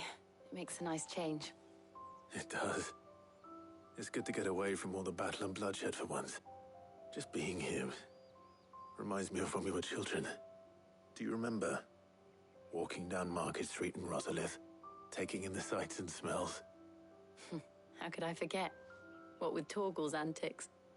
Remember how his nose would prick up at the scent of sausages? He'd go racing away and we'd have to go running after him. We wouldn't catch you now, would we, boy? Was there anything you wanted to buy for yourself while we're here? There was, yes. Well, sort of. Molly in the kitchens told me about a place that sells particularly good pies. Thought you might like to share one with me. I would. Thank you. And I saw some bread.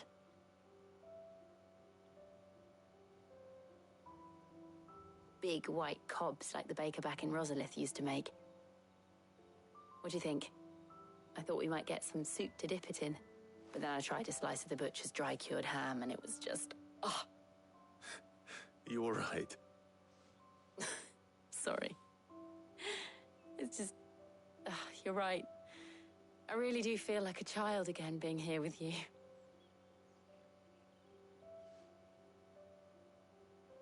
Clive. Is it wrong of me to enjoy this?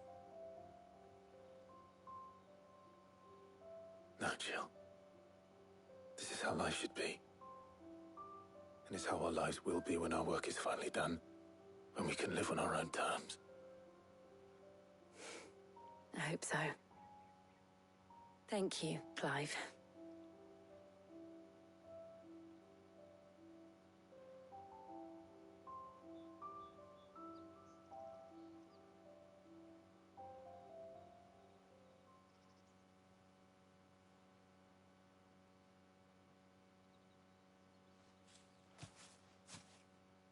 Well, I suppose we better be getting back.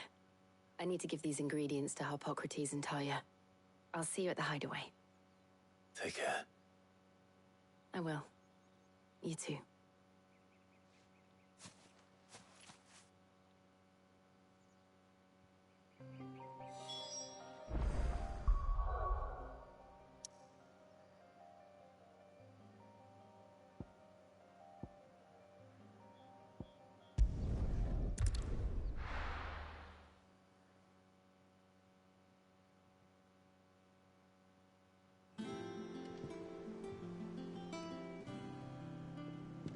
I wonder how Harpocrates is getting on with the moon dew.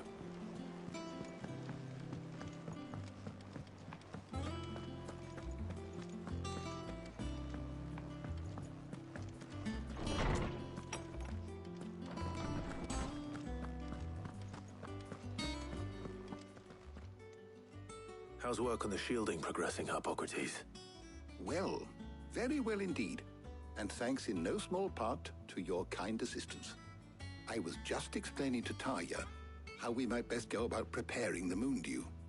And now that we have all the ingredients, we may begin. You can count on me. I've mixed more than a few mysterious concoctions in my time. I'm sure you have. What about the shielding itself? Work is underway, under the watchful eyes of Bardolph and Obolus. Apparently, it'll be ready soon. Thank you. All of you. Right then. Jill, would you join me in the infirmary? Many hands make light work and all that. Of course.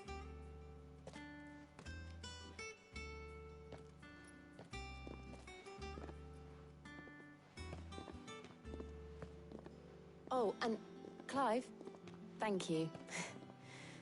It was nice just being with you.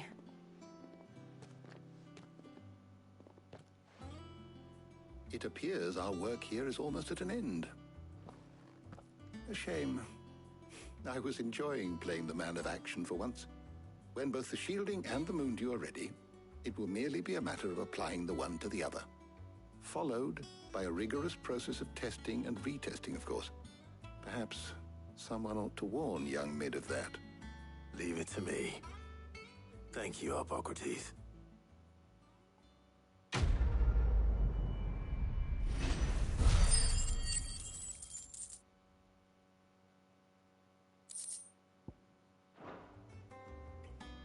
Well, I'd better go and give Mid the good news then.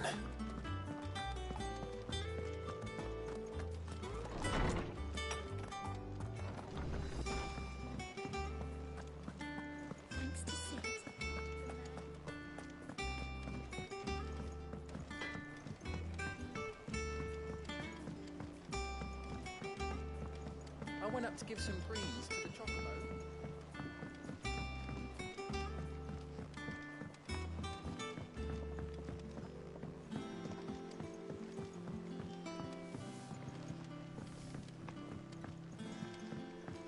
Editors started reading books that don't have any pictures in.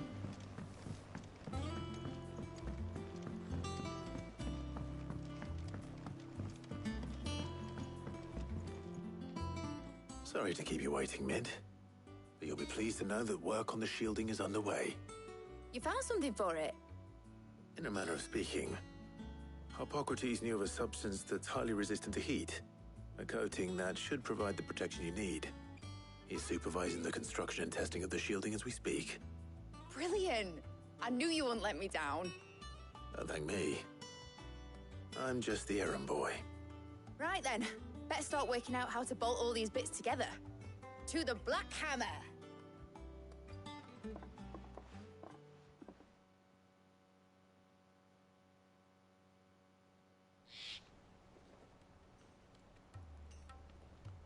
You know, when I got into the smithing game, I thought I'd be making swords and shields, not thermal bleeding didgeridoo-dahs. Displacement stacks. Same difference. Whatever you call it, I ain't putting it together in here. It's cramped enough as it is. Let's take this outside. Mid, you get all the parts lined up on the deck. I'll take care of the rest. On my way. Oh, and bring me the biggest salmon you can find. This is going to require some precision walloping.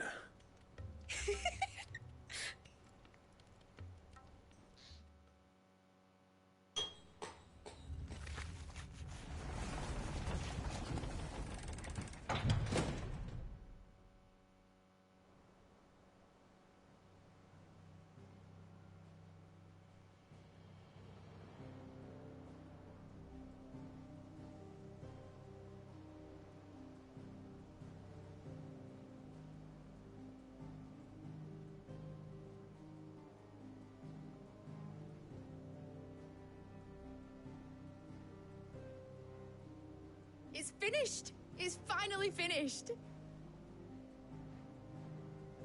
Thank fuck for that. I'll be feeling my hammer arm for weeks. Thank you, Clive, Blackthorn, everyone. That's one down and just 3 more to go. I'm sorry. Oh, didn't I tell you? The Enterprise has 4 mithril engines, and we'll be needing a displacement stack for each. You don't mean... Don't worry. Now they've got a finished one to work off, my gang in Canva can build the rest. Good luck to them, I say. Right, I'm off to get a sling for this elbow. Any other work comes in, keep it to yourselves, eh?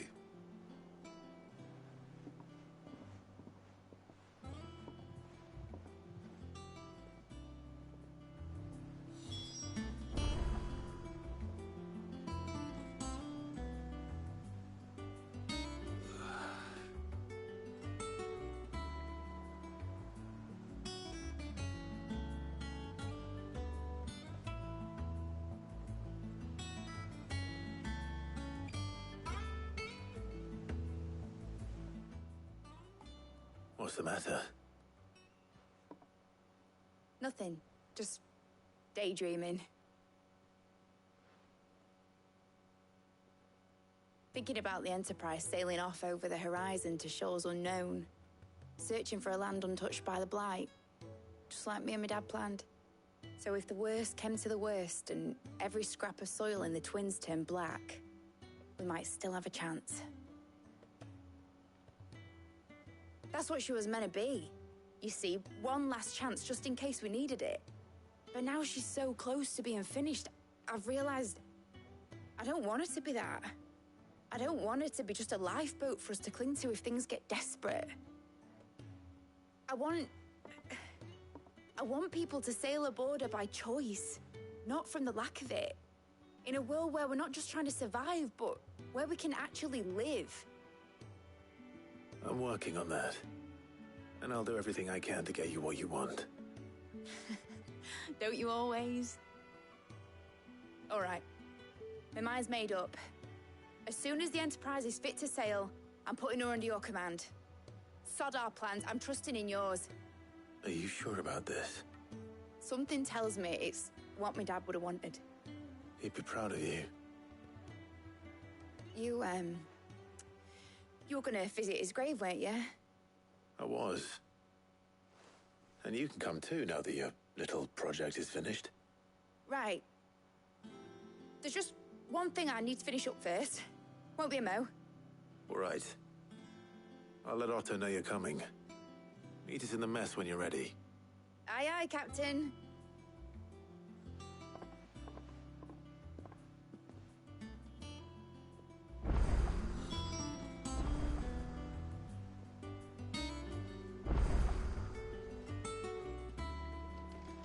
Mid told me she was building a ship.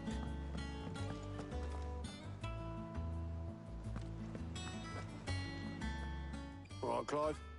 Asterix. Mid finished sending half the hideaway traipsing across the Twins, has she? I swear, that girl'd do anything to put off visiting her old dad's grave. No excuses now, though, eh? Not quite. She said there was one final thing she had to take care of. I'm sure she'll be finished soon enough. She said that? In those words? She did, yes. Clive? Were you born yesterday or something? There is no thing. She'll probably be halfway to Canva by now. might still be able to catch her.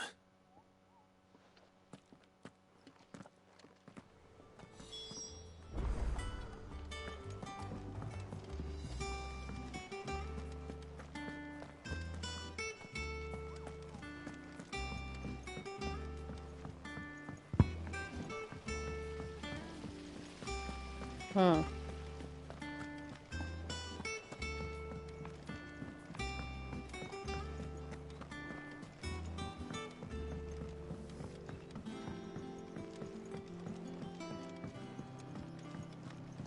Well, that's it. Here, Sid. Reckon you might be just the man to help me out of a bit of bother, if you've a mind to. Let's hear it. Well, it's about this alembic the chief's got me making. Lovely bit of kit it is. Bunging a solution you want splitting, and it will separate it out, just like that. Problem is, it won't always get rid of all the impurities. And with some of the stuff we need it for, that ain't good enough. Which is why I've been looking for something to filter the liquid we'll be cooking off. And that's where I was hoping you could help me out. I imagine Ty could get some use out of this alembic too. Distilling medicines and the like. All right. Why not? Proper job! So what exactly do you need for this filter?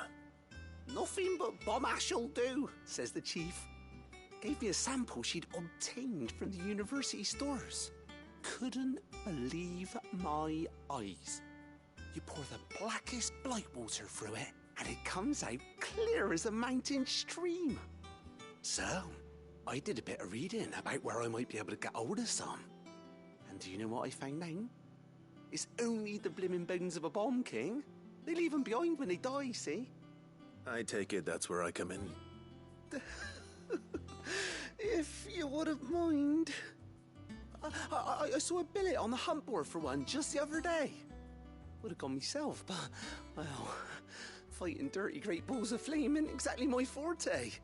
You, on the other hand... All right. I'll see what I can do. Thank you kindly. And a good hunting, eh?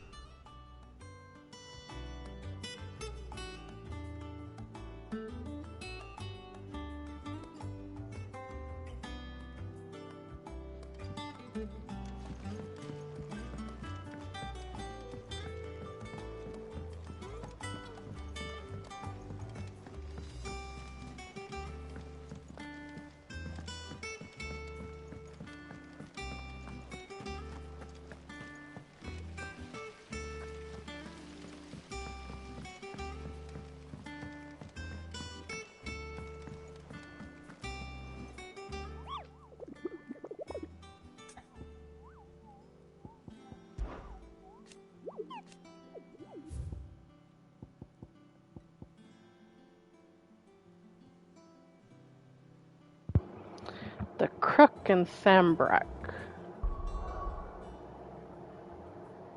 But she won't let me go in anywhere yet. Okay. They told me she was building a ship. Is that the thing Tomes helped him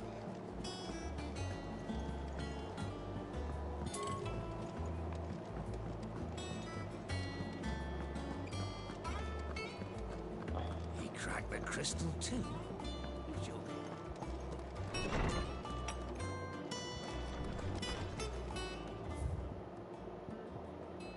Ooh, 3 things.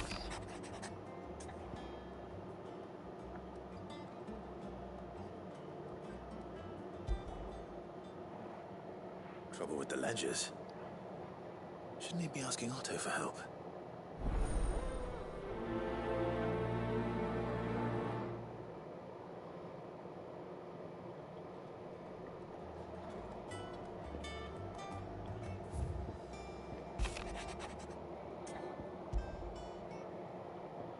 What could be wrong with Torgor? He seemed well enough when I last saw him.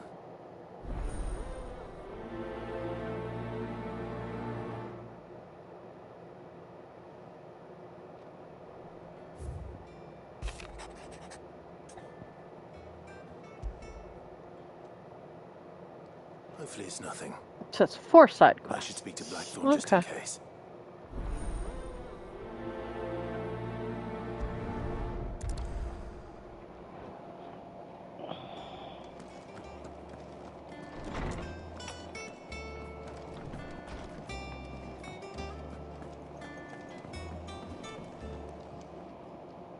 Blackthorn, do you have a moment?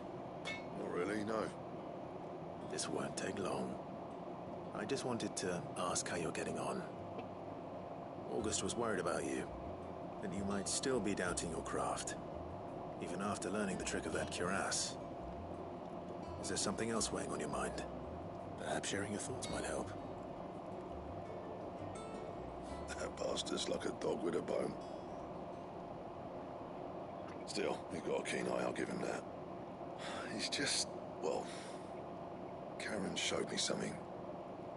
Something I've never seen before. And that was? A sword. An odd-looking thing with a single-edged blade. The metal itself wasn't anything to write home about, but fuck me. The edge on it. You could slice a man clean in two with a weapon like that, and he'd be halfway home before he even realised he'd been cut. So that's what's troubling you? No. Not troubling me exactly. More distracting. Can't stop thinking, how do you get an edge that sharp? It's driving me mad. And if you knew how to do it, we could arm the curse breakers with even better blades. That's about the size of it, yeah. I'll see what I can find out. Sharper swords are always welcome. And we can't have our master blacksmith being distracted. You're a soft touch, you know that. But I can't say I'm not grateful for it. Good luck, eh? Thank you. Let's see what Karen knows about this sword.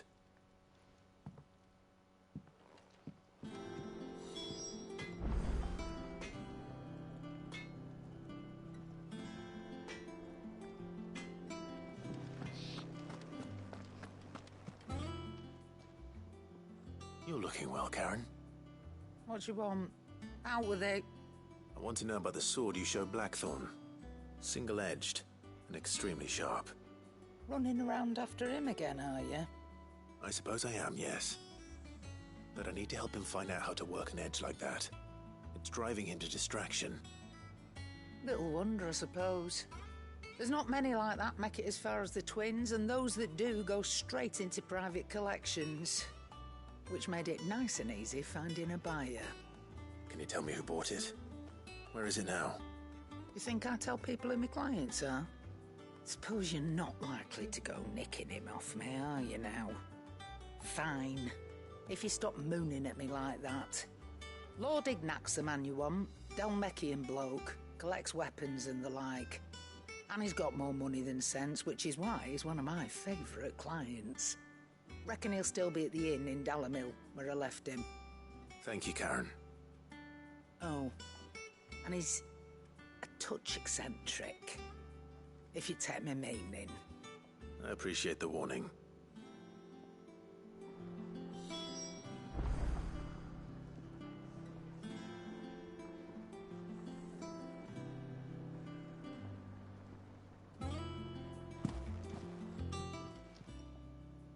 I got your note. You think something's wrong with Torgal? So you can read. Congratulations. But I didn't say I were wrong with him. I said something weren't right. He's not been eating me treats. He used to love cracking the bones from Molly's boiled brown, but now he won't so much as look at 'em. Didn't like him.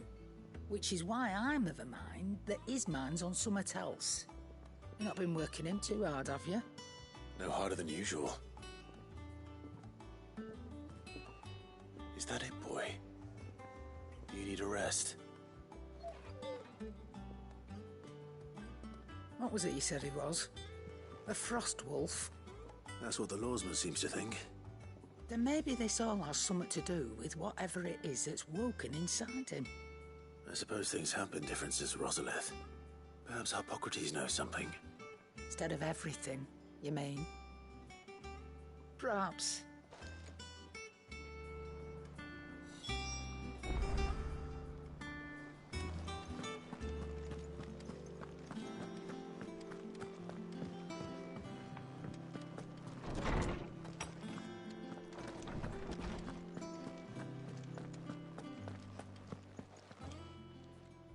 Lawsman, I need to ask you about Torgal. Something's not right with him. He isn't ill, is he? I don't think so. But according to Lady Karen, he seems to have lost his appetite, which is certainly a new development. She says he's hardly been touching his bones of late, and she believes it may have something to do with what happened at Rosalith Castle. I rather think she might be right, though not about his appetite. All canids are instinctively inclined to crack open bones for the rich marrow that resides within, and I see no reason why a frost wolf should be any different. Accordingly, I suspect it is not a lack of appetite that afflicts Torgal, but a surfeit of it. If we assume that his newfound magics require additional nourishment to sustain, it may well be that the bones Lady Karen is accustomed to providing are no longer sufficient. Frost wolves, after all, habitually prey upon far larger animals, whose bones may yield altogether different nutrients. As to where one might find a suitable substitute, some antelopes that graze the meadows of eastern Rosaria have been known to grow to a size more than double that of their lesser cousins. I don't recall ever seeing any that large. And little wonder. The oldest and largest such creatures rarely leave the safety of the highlands for fear of predators. The last elder antelope sighting I recall hearing about took place near Cressida, and that was long before the village was abandoned. Even so, it seems like a good place to start. Good hunting, Clive.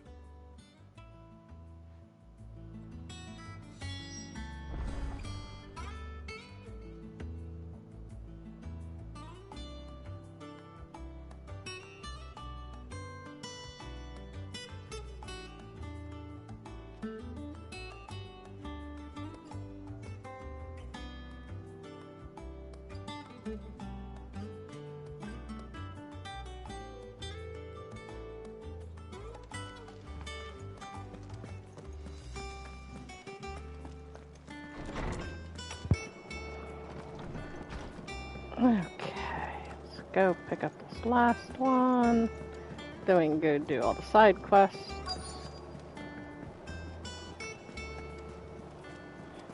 Is that the thing Tomes helped with? It told me she was building a ship.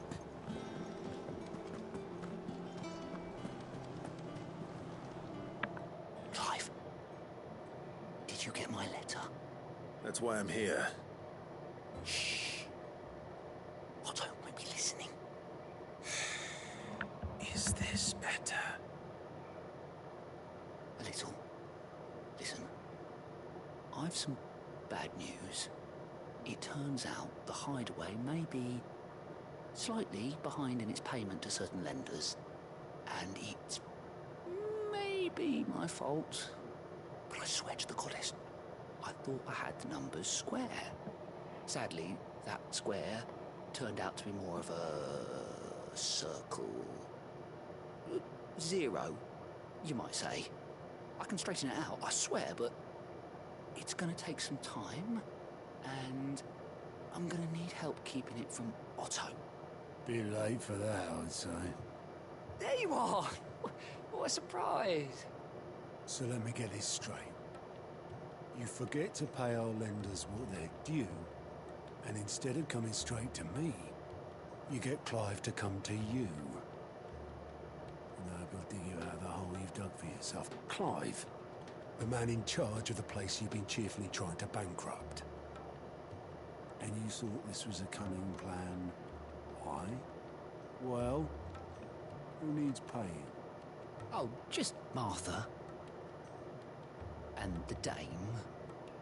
And, well, Lady Karen.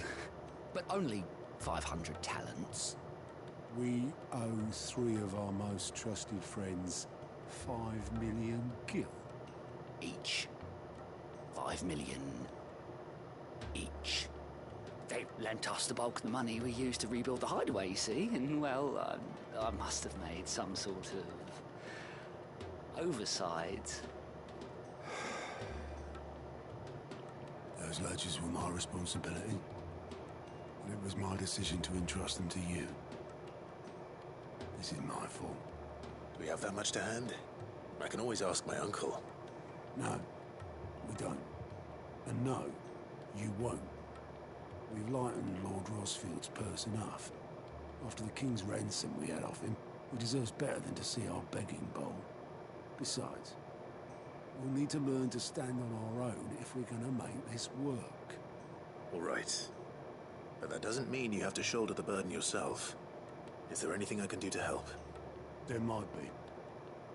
How'd you fancy taking these to Martha and the Dame? Rocks.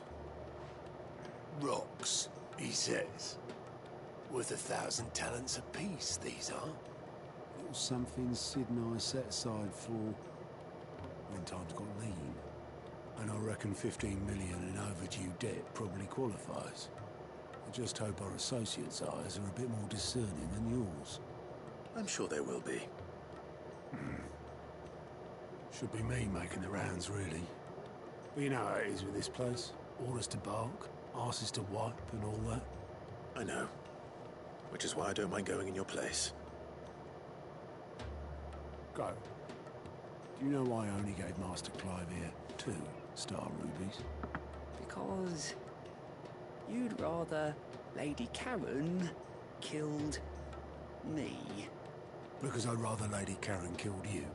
Yes. Well, I suppose this is goodbye then. Don't worry. I'm sure Karen will understand. Really? Do you think so? No, I don't.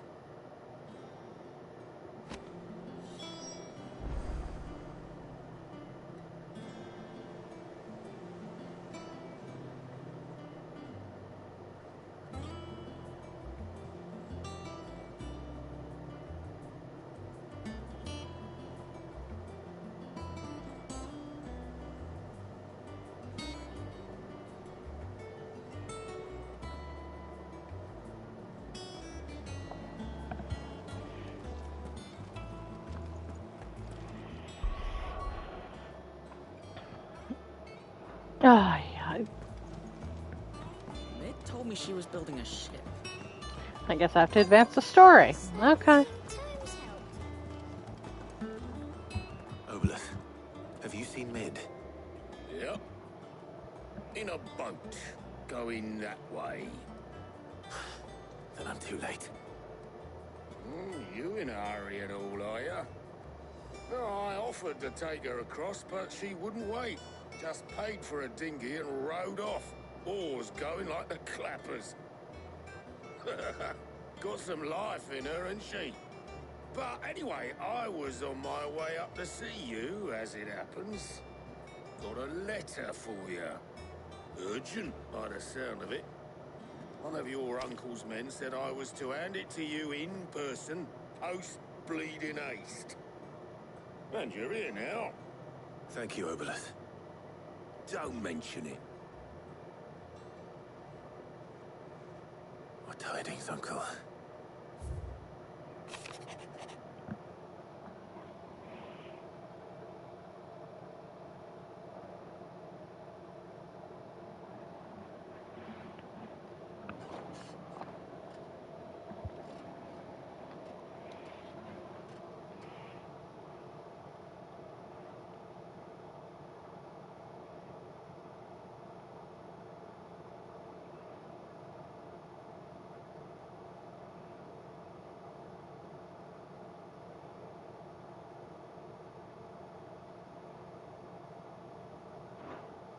Trouble in Canva.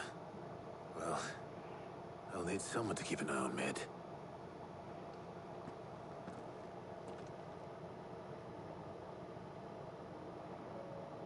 So what? Mid got us to do all the dirty work and then just sailed off into the sunset? It, seems that way. Well, nothing we can do about it now. But next time you plan on visiting Sid, you might want to tie her to something before you suggest it. Ah, don't be so hard on her. Gotta admit, the dirty work was kind of fun. Everyone pitching in, all that bollocks.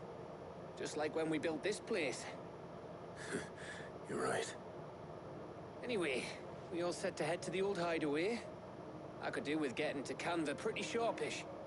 Wouldn't do to keep Lord Rosfield of the Seven High Houses waiting now, would it? Not after he asked for me personally. Gav will be leaving with me. Will you mind the place while we're gone? You can count on me. Just be sure to give Sid and the others my regards. All right. Oh, by the way, Jill will be joining us too. She's got some things to take care of, but she'll meet us there. I hope she's telling the truth at least.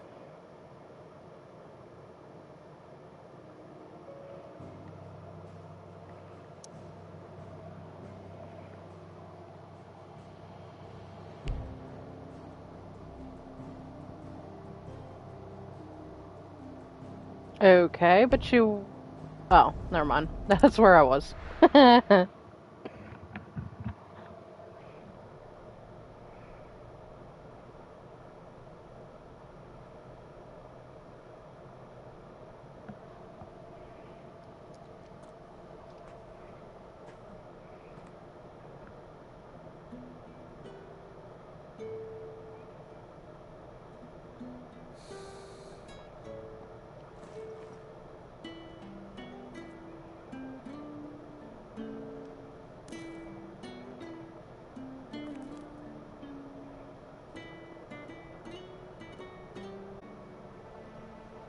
Well, Sid, I remember what you told me. But if no one is listening to what you have to say, you may as well not say it.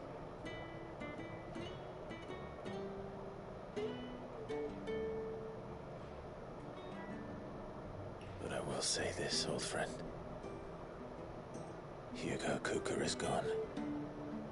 His shadow looms over us no longer.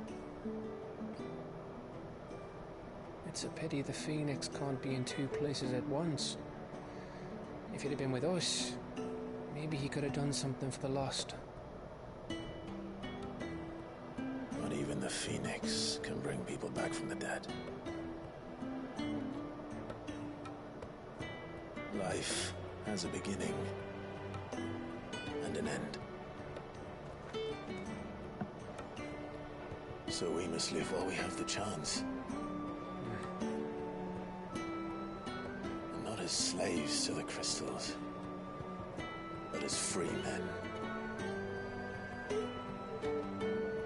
May we join you?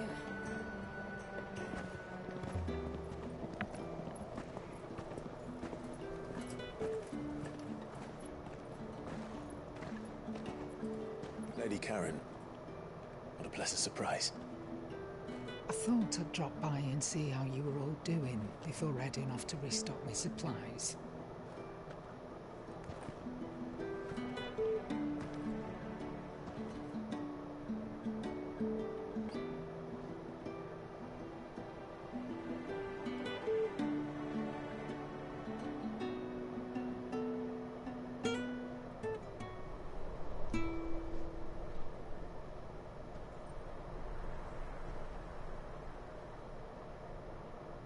It wasn't the most scenic view back then, but it were never as bad as this. I know. The Blight marches on. And soon, there'll be no escaping sights like these.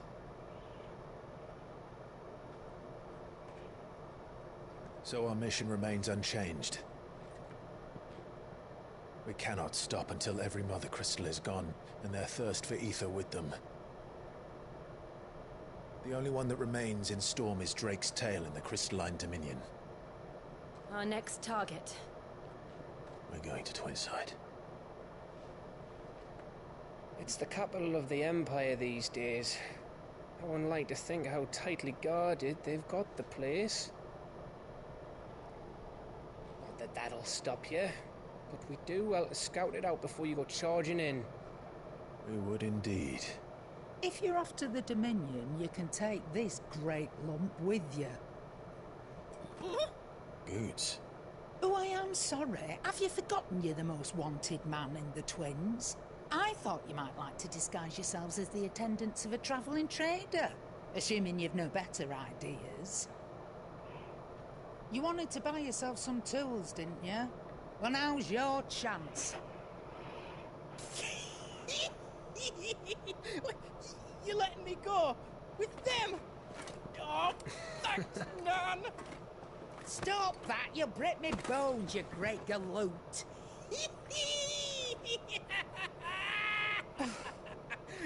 There's a caravan that runs back and forth between the Dominion and the Bocklad markets. It's managed by the Merchants Guild. Just show them Goots' traders pass and you'll be on your way. It'll be a damn sight less risky than footing it the length of the Crystal Road.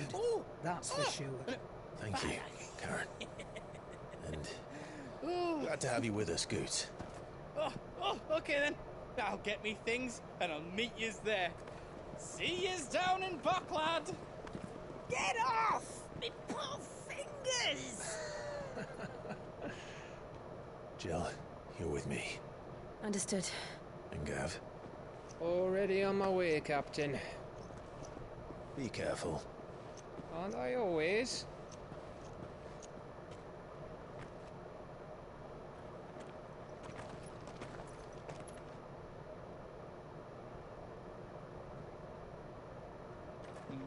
Do you see that, Sid? Your protege's making a proper little outlaw of himself.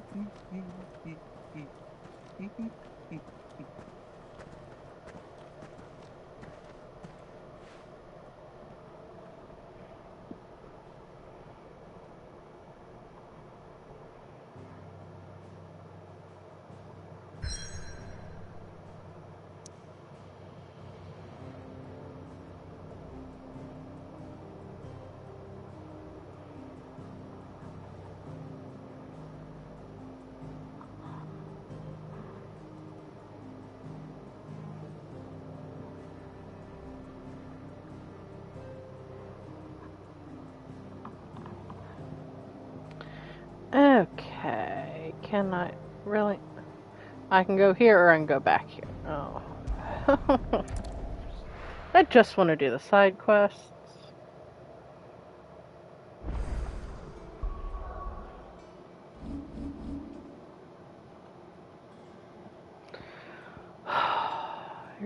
You're not going to let me do it, are you?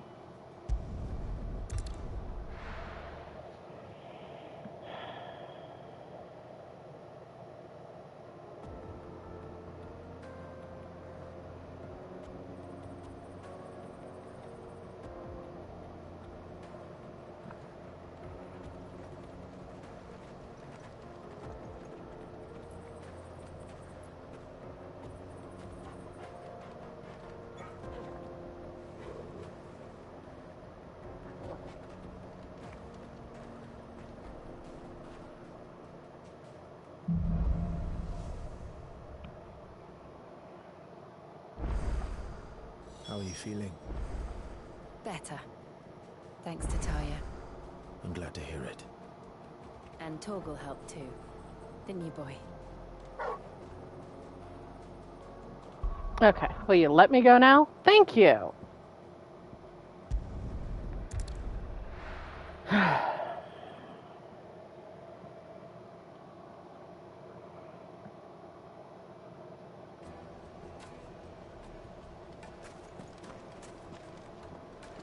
People take notice of wealthy men. Shouldn't be too hard to track down Karen's collector. The St. Drake's fang is Back again, are you? Any more trouble and you'll be barred for life. What are we gonna do?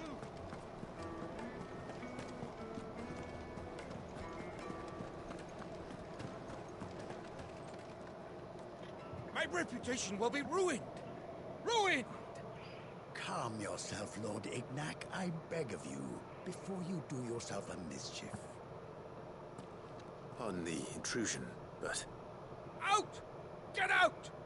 I paid for these rooms so I wouldn't be disturbed. Leave me be! Please, allow me to apologize.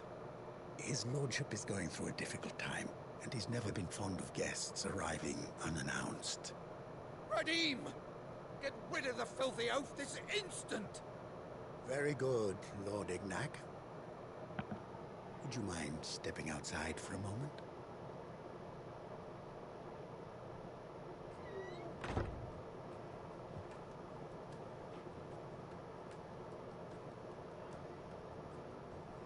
I'm sorry if I've caused you any trouble.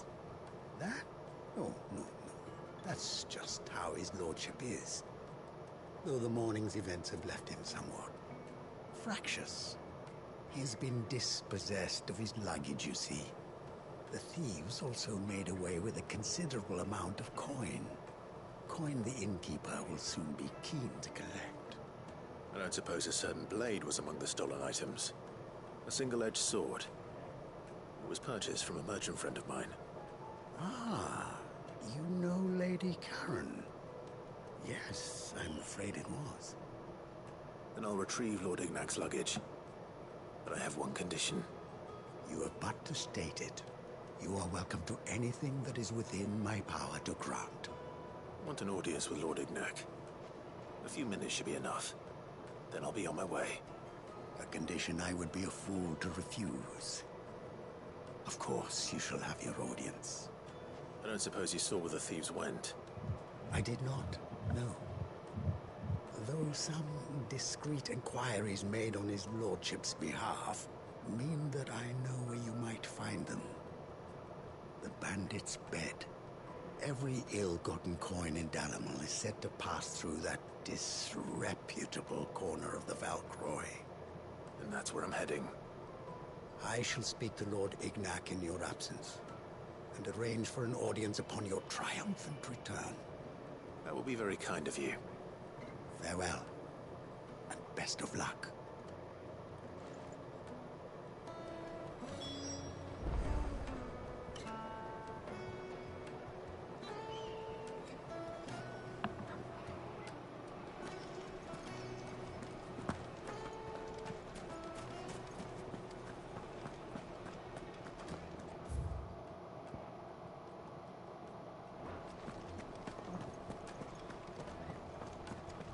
That's this way, right? Nope, it's the other one.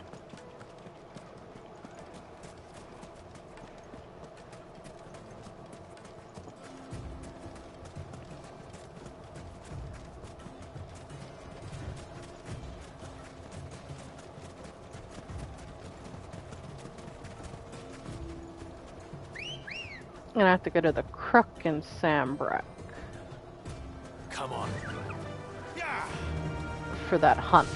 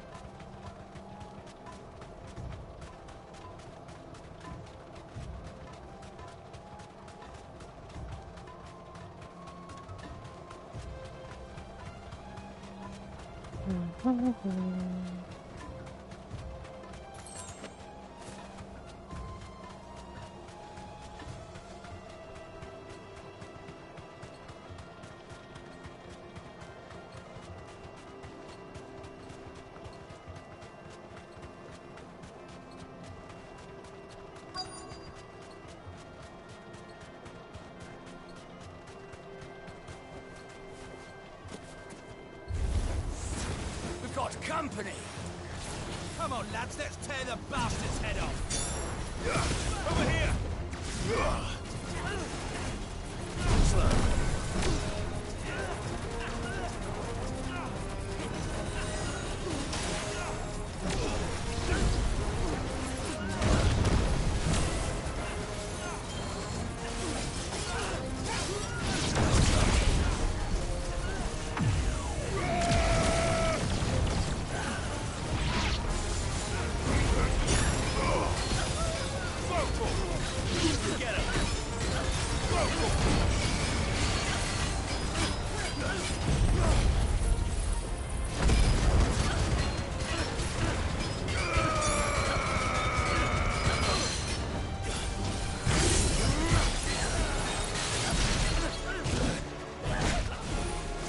Ouch.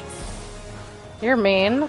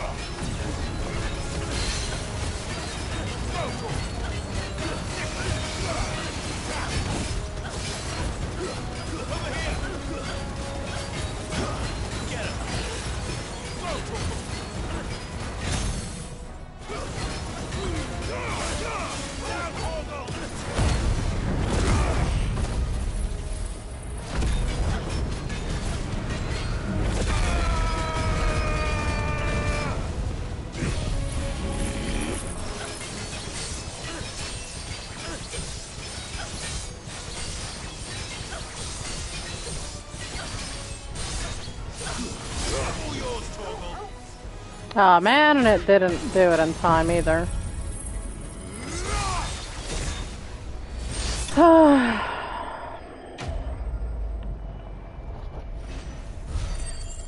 Oh well, I'll have to get limit back up and try again.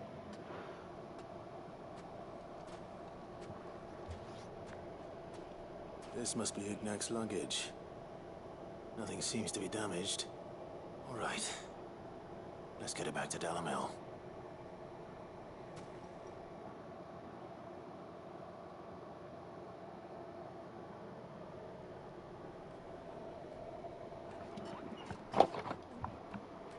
I hear I have you to thank for the return of my effects. What should I call you, my good man? Wyvern. Glad to make your acquaintance. A formidable name indeed. Well, Wyvern, we haven't heard that since the beginning of the game. Radim here tells me you wished for an audience. Is that all? A few moments of your time should suffice, yes. You're a peculiar fellow, Wyvern. All right, speak. Master Wyvern was wondering if you could tell him about a certain single-edged sword you recently acquired. Oh, a true work of art, that one. Karen drove me hard on the price, but I would have sold her Radim here to get my hands on that sword. It was made in the Outer Isles, far beyond the Twins, and is used exclusively by the practitioners of a unique school of swordsmanship. They believe no combat should ever exceed a single strike, and hone their blades to such perfection that none ever does. Each sword is made for that one perfect stroke, and for that stroke only. They crack upon a second blow. There's a brutal sort of beauty to it, really. But how do they hone such an edge? Fine question. Why, they use a whetstone, of course. Whetstones, rather. A whole array of them, ranging from the coarse to the fine. 10,000 licks with the sharpening stone, then 10,000 more. But it is the final stone which lends the blade its legendary sharpness. A mineral quite foreign to this great realm of ours. And that is the key. The secret ingredient. Wyvern, it occurs to me that my little lecture is hardly equal to services rendered. Take this, together with my regards. The very stone of which I spoke, far rarer among collectors than even the blade itself, and a far more fitting payment. Thank you. Pardon the intrusion, my lordship. However, it is long past time we prepared ourselves to depart. So it is. I am locked in bitter competition with a rival collector of curiosities. I am one step ahead of the unscrupulous scoundrel, but he is hard at my heels. Are there many other collectors out there? Too many to count, but only one do I consider my nemesis. Lord Byron Rosfield. And is a perennial thorn in my side. I can imagine. Farewell, Wyvern. May our paths cross again. Radim, we mustn't dawdle.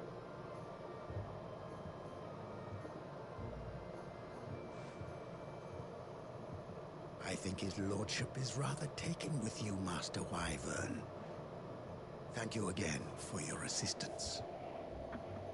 Coming, my lordship. I'll be right there.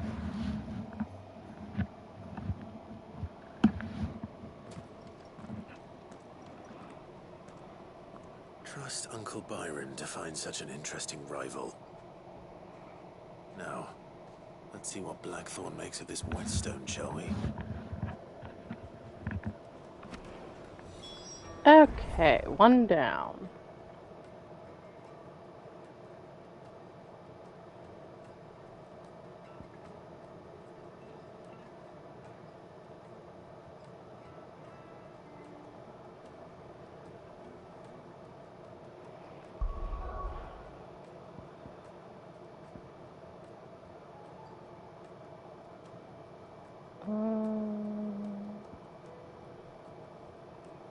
Okay, that's right. It's over in Sambrax. It's over here somewhere.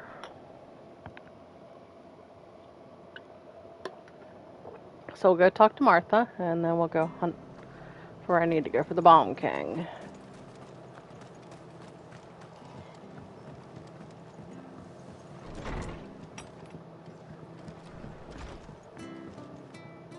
Clive, we weren't expecting you. I wasn't expecting to be here, but it seems we still owe you a considerable amount of coin for your help with our rebuilding efforts. And though I doubt it's what you were expecting, we were hoping you'd take this as payment.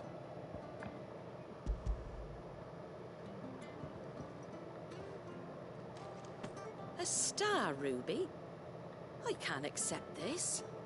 It's worth at least twice what you owe me. More if you can find yourself the right buyer. Think of the difference as interest. Interest? If word got out I charged that much, no one would ever borrow from me again. Anyway, why are you the one here asking me about this? I'd have expected Otto.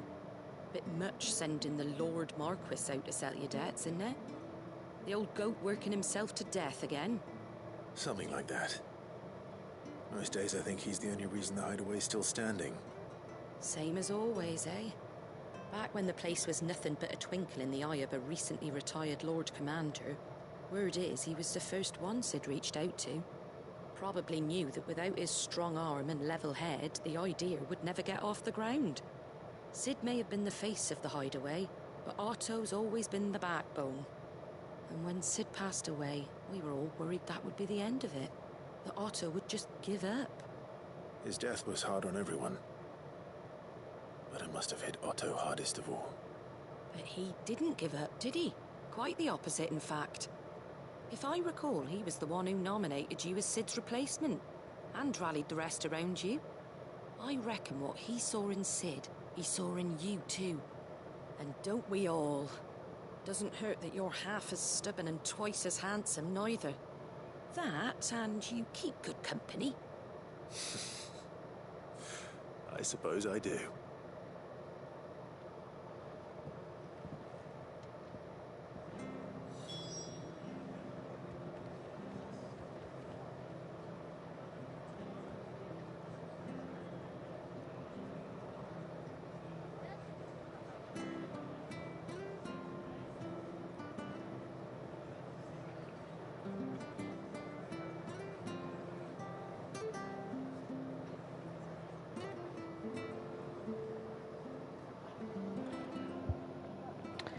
Okay. The crook. Where's the crook?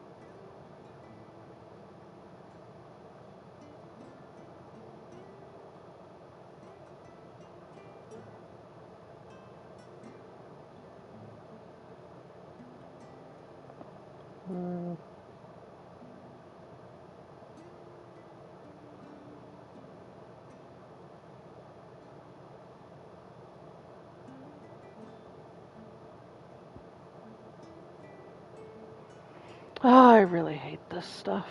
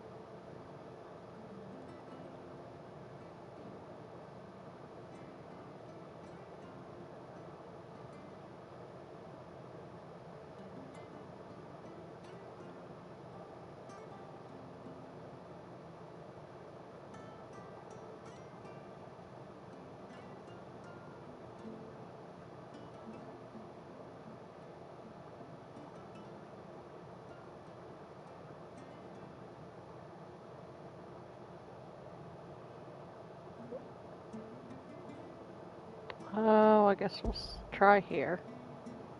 Even though I'm pretty sure that's wrong. But since I can't see anywhere it says the crook.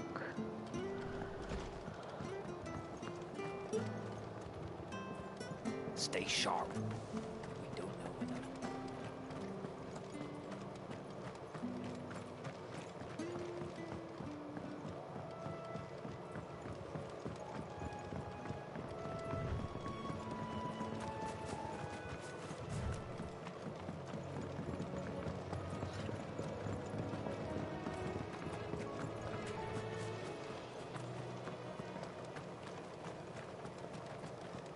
Of course my battery's low.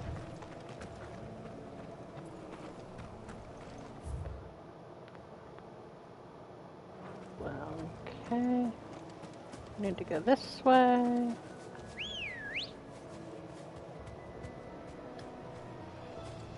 Come on. Faster.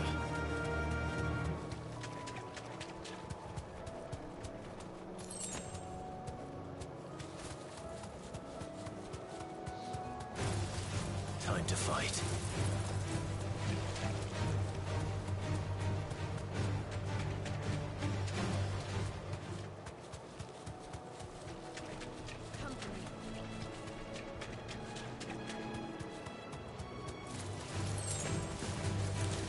Okay, so it's not over here.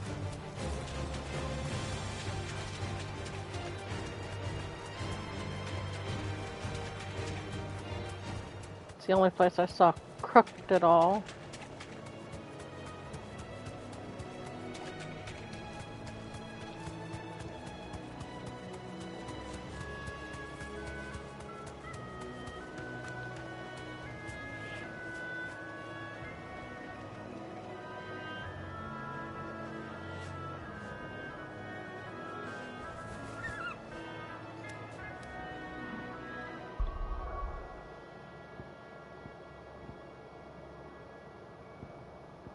Seems I was wrong. Looking in the wrong place. I'm looking in Rosaria.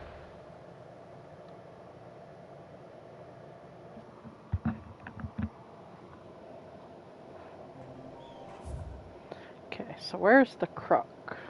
Oh, okay. That makes it easier. Let's go. Yeah.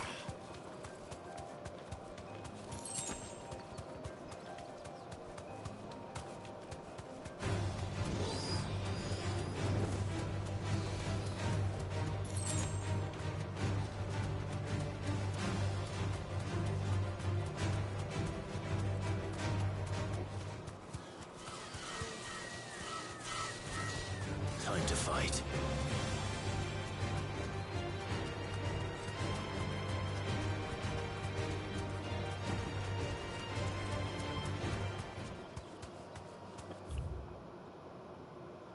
Okay, yeah, no, this is right.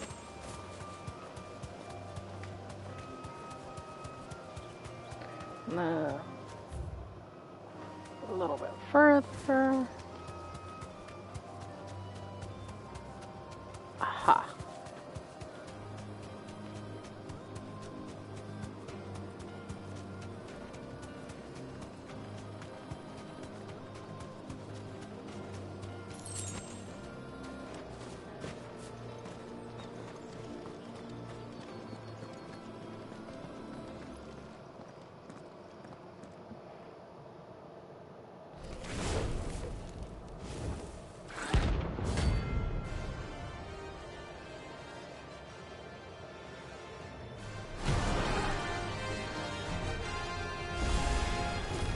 Look what we have here.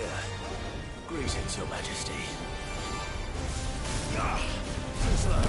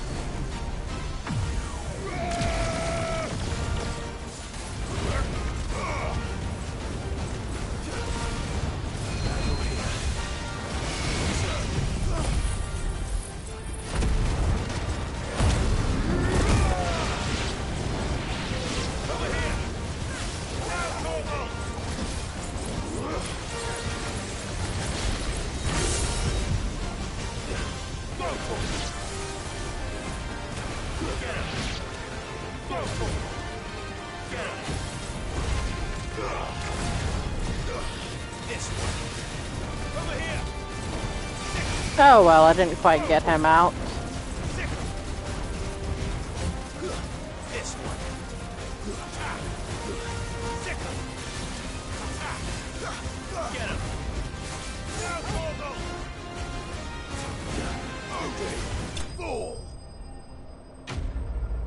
There we go. That's taken care of.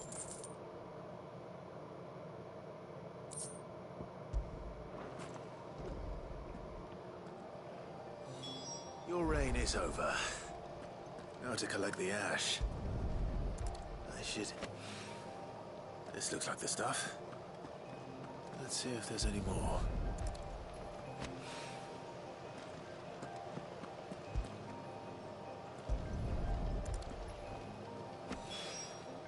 That should do it.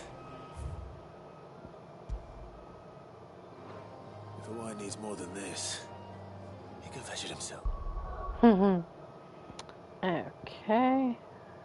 And go speak to Isabella.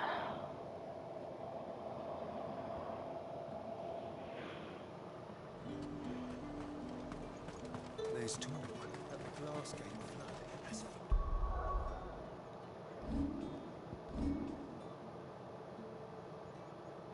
We spread to the world.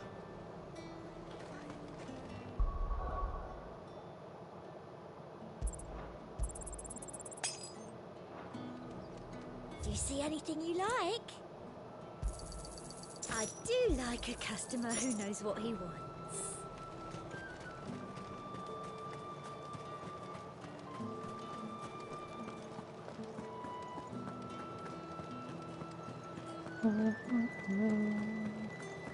Did you hear? The gates to heaven. I want to see you. What am I going to do without sweet water and oil of talc? Still no carib. Milady, I come bearing gifts. Gifts? Whatever is the occasion.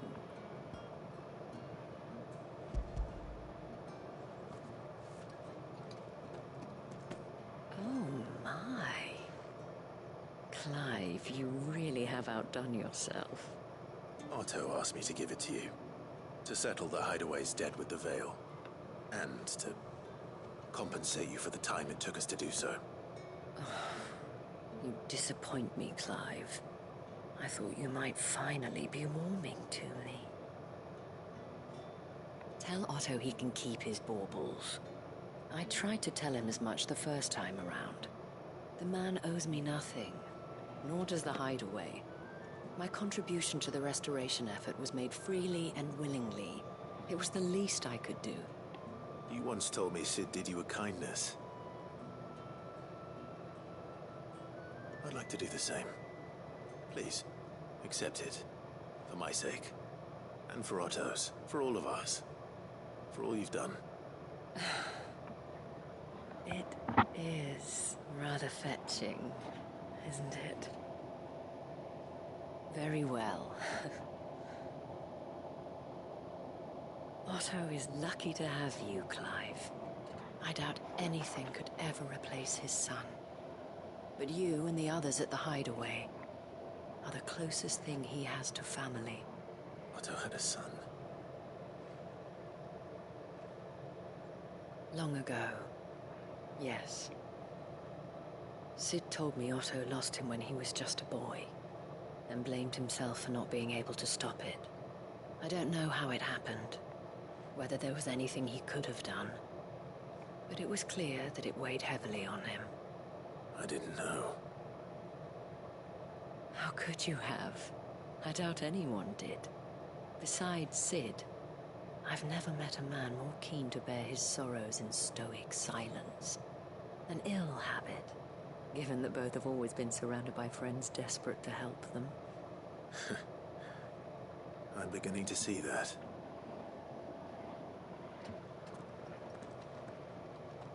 Go will want to know the stones were delivered. If he's still with us. Okay. should have one more quest I need to get to.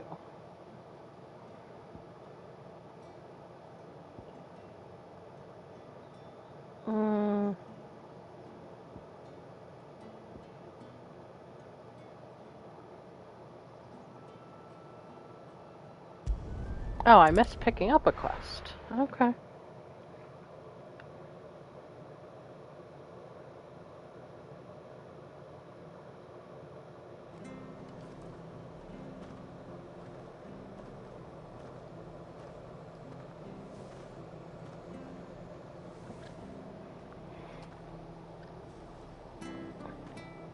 Okay. Oh, it's out here. Okay.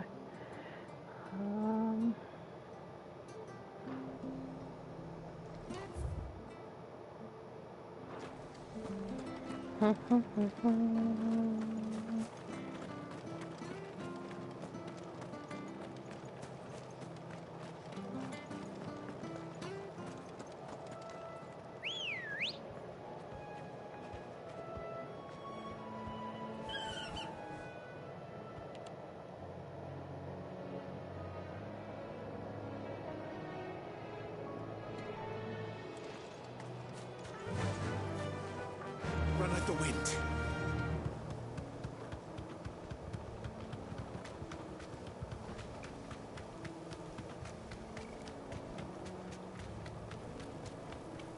We're not alone. Time to fight.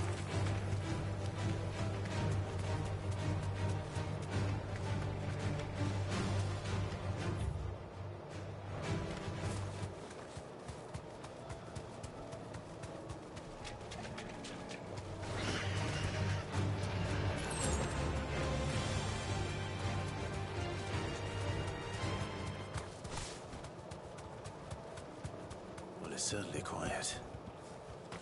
If I were a giant antelope, it would seem like just the place. Oh yeah, Karen's thing. Okay. I doubt we'll find one bigger than that.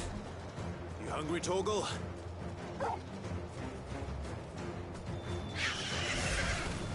Nice try.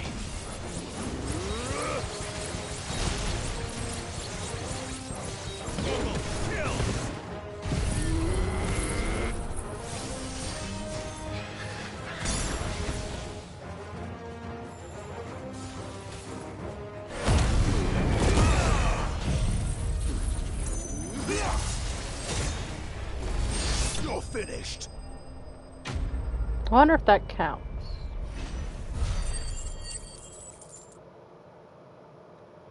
I mean, I was primed while I did it, but I don't know if it counted. No.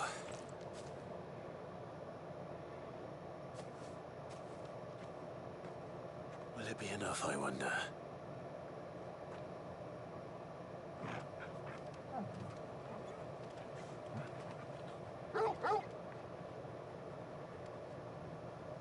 I say that answers my question. Which means we owe the lawsmen our thanks. You're just a big puppy, aren't you? A very big puppy.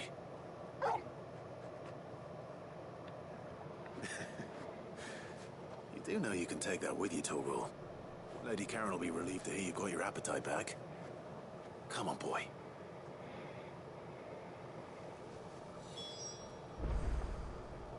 Okay. I think that's all except for the one that's where we need to go for the main quest.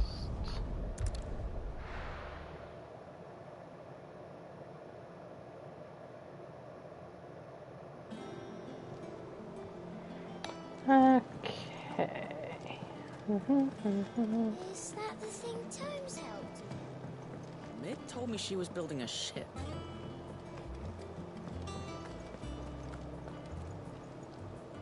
Good. Still alive, I see. So Lady Karen accepted the ruby.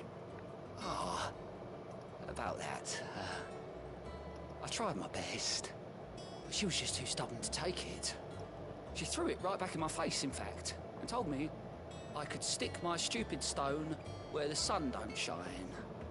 Karen refused payment. I hope it wasn't something I said. I'm sure you were as tactful as ever. Let me see what I can do. Oh, wonderful. I hope you have better luck than I did.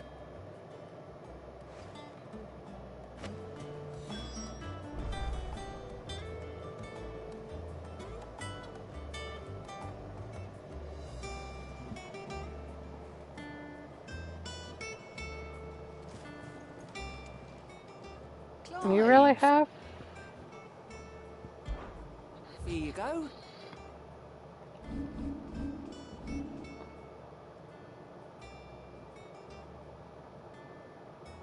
Seen enough? I don't want to do that yet. Fancy a look at the list, do you? Oh, this time Otto really will have my head. Assuming Lady Karen doesn't get me first. You off then? Okay. Go talk to Karen. And then we'll do Blackthorn.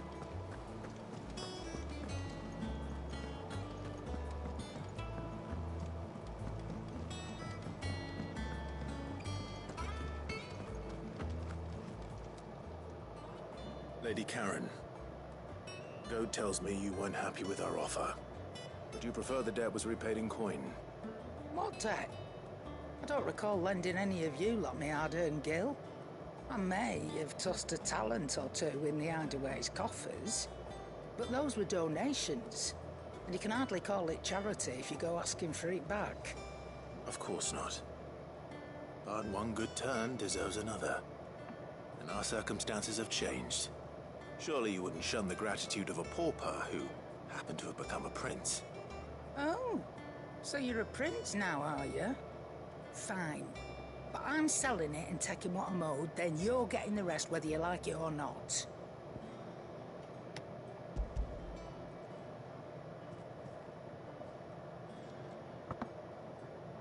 Where'd you even get this? A decent trader might nab 1,000 talents for a star ruby. A canny one, meanwhile, might claim it were nicked from the belt of Sid the Outlaw himself and ask twice as much. Might be I already have a buyer in mind. Might be you even know her. A fine continental maid whose beauty's only eclipsed by a guile in commerce. You wouldn't mind, would you?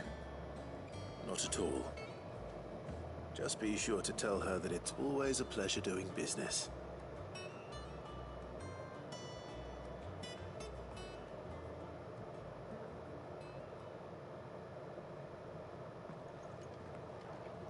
I hear you ended up delivering all 3 stones. Thanks to this lump. I sometimes wonder what I pay you for. Speaking of which, I still haven't been paid last month's wages. Oh, so you remember what's owed to you then? Get your ass behind that disc of yours and don't get up before those ledgers are square. Right away.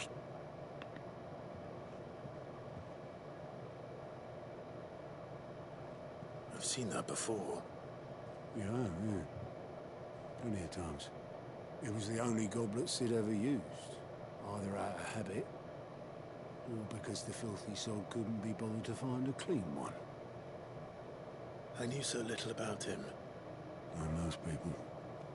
Martha and the Dame both seem to have fond memories of him. I bet they do. How long did you know Sid before he... Before he died. 20 summers, give or take. Back in the day, I was a purser on a trade ship, which is where I met him. He bought passage to... forget where. And having nothing better to do on the long nights, we sit up drinking Island rum till the morning bell dragged me back to my duties. Quit my post not long after that. On account of making a fine maiden's belly fat. But me and Sid stayed close, promising we'd one day sail the seas again. That was before fate stepped in and said she was having none of it. The magic woke inside my son soon after his first name day, and there was no hiding his neck. Couldn't you and your family have? My family were the ones who summoned the constable, wanted the monster taken away. I couldn't turn my back on him, forget what I felt, and I couldn't for the life of me understand how they could. Luckily, Sid was of the same mind as me. It was him who stood beside me when all I wanted was to tear the whole world down. Him who cried for me when I had no tears left of my own. Him who swore he'd do everything he could to stop it from happening again. And he was true to his word, too. Left the Royal Army once and for all. His ranks, his ribbons, gone. Just like that. Threw away everything he had. All to right a wrong that no one else had the courage to face. I knew then I'd follow that man to the ends of the earth.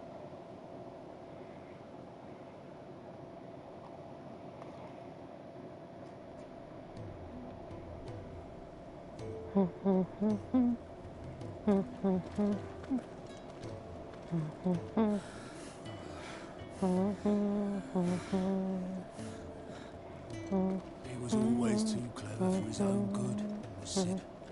Saw the world for what it really was, while the rest of us were content to go along with the lie we were shown. And it can't have been easy, bearing that burden alone.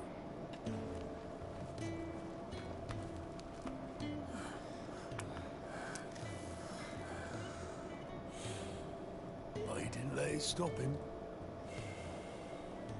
He never lost faith in what he believed was right. And that gave us faith in him. Faith he'd steer us true.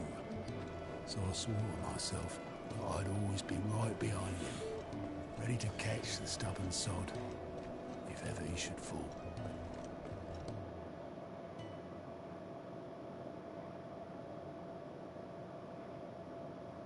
But I couldn't even do that.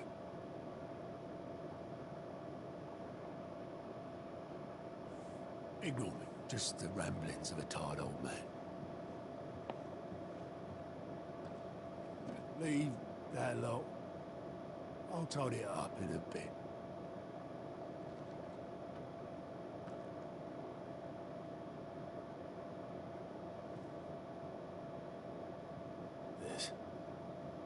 This is Sid's handwriting.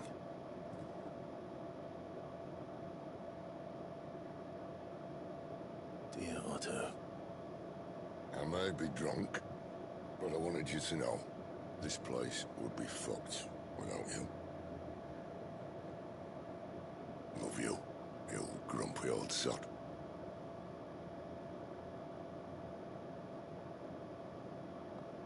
This note. What about it? Sid was right. Without you, we'd all be lost.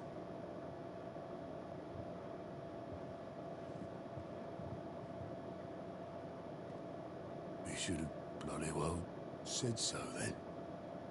Just once. Before he went. But then, why would he? Him, or anyone? Why don't you told him to piss off?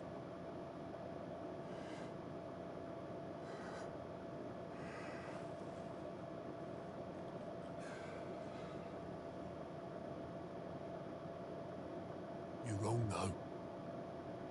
Both of you. It was never just me keeping the hideaway afloat. It was all of us.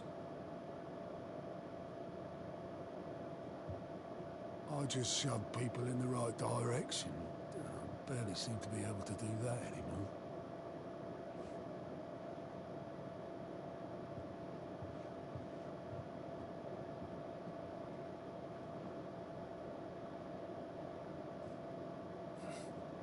Would you rather go with the helm? Well, Maybe I've got a few more years left in me. I'm going to hold you to that, Otto. Before you go, Sid would have wanted you to have this. But this'll do me just fine.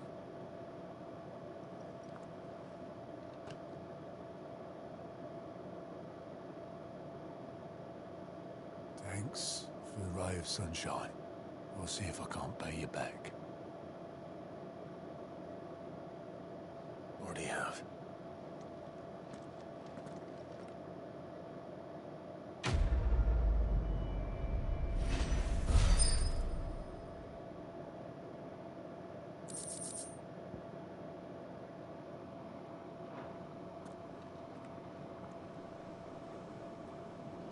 Okay, one turn down.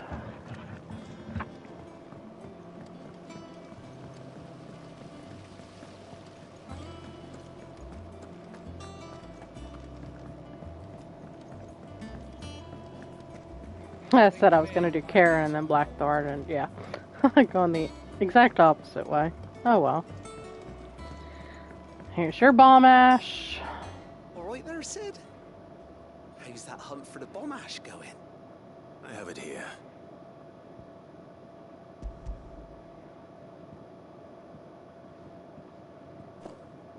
That's the stuff. And plenty of it, too. Enough to keep the Olympic bubbling away for a good old while. You're a gent, Sid. Let nothing say otherwise. Right then. Let's get this contraption up and running.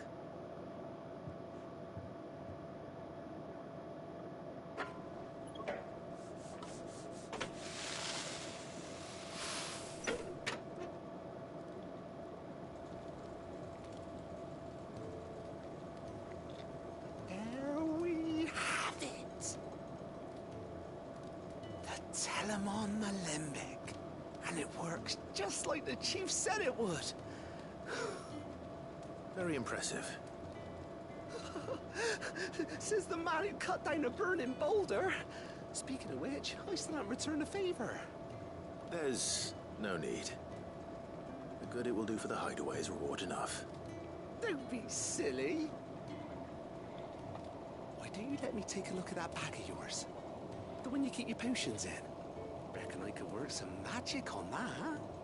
What kind of magic? Well, we happen to have isolated a substance in our test run of the Alembic that I reckon will make even the toughest leather supple as anything. Thought we might use it to breathe new life into old boots and the like. Save the hideaway a few gil. Ah, I reckon if we slap a bit on your bag, it'll loosen it up enough for you to squeeze in a bottle or two more. Well, it can't hurt to try, I suppose. That's the spirit. Leave it with me. I'll only be a mo.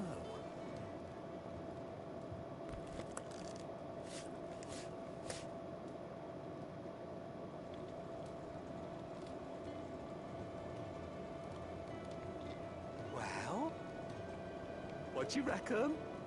It certainly feels more flexible. Right? Told you. Thank you. I think. No. Thank you for supporting Mid and the rest of us in our endeavors. Without you, we'd never have been able to discover wonders like that stuff I rubbed on your back. And I'm telling you, there's plenty more where that came from.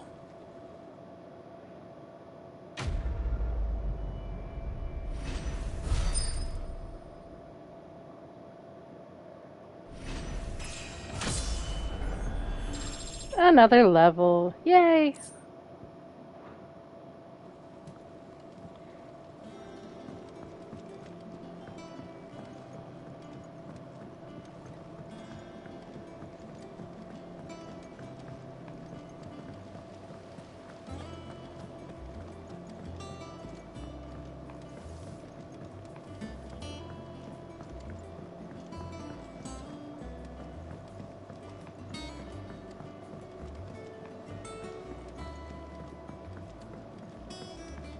give some breeze.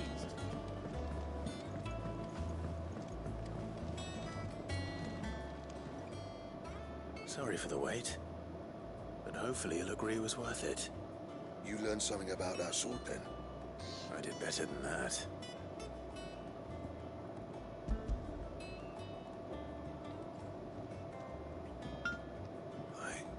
A whetstone? Yes. But not one you'll find anywhere in Valisthea.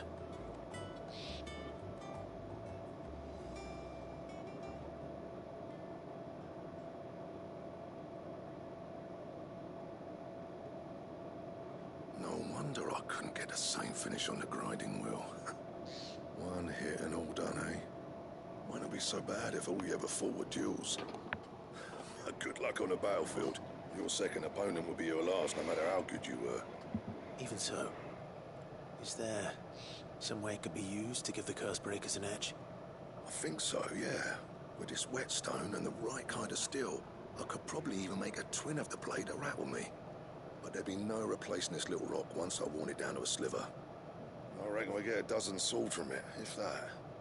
Swords that the curse breakers wouldn't know how to wield properly, and that would see them through a single fire piece. Nah, no point trying to copy that thing. Be about as much use as a wax anvil. But finishing our blades with a whetstone this fine, now that's something to consider. And what's finer than fallen masonry, eh? Or more hard-wearing, for that matter. Just imagine it. Good Valisthean steel with an edge as sharp as any found in the Outer Isles. I won't make a copy, nah. I'll make something much better. I'm sure the curse breakers will be delighted. Just don't push yourself too hard. Don't you worry about me, sunshine. I'll be working day and night since I was half your age, and I'll still be here when you're long gone. Hey, thanks, Clive. I mean it. I owe you one, August too. It's good to know someone's looking out for me. You'll be happy to hear you said that. And I'll see that my debt to you's paid. First new blade I make's got your name on it. You come and find me when you've got the materials. Right? I will.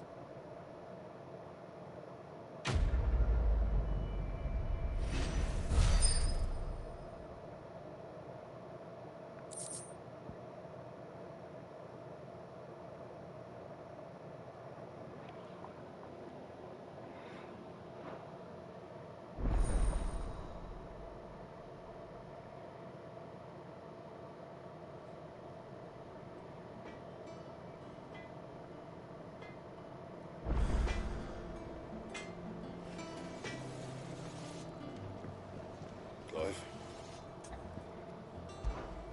What's that for you, dear?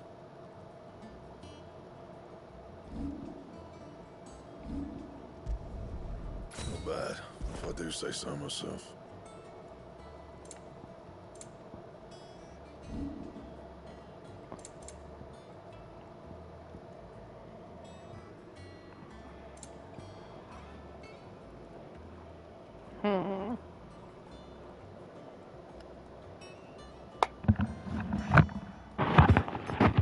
Of course you fall off. Why wouldn't you?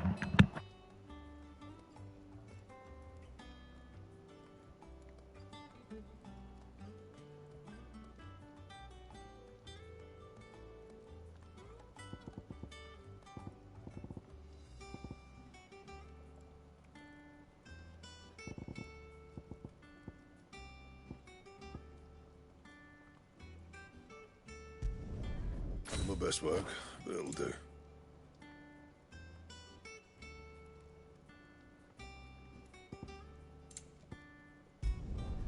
You can thank me later.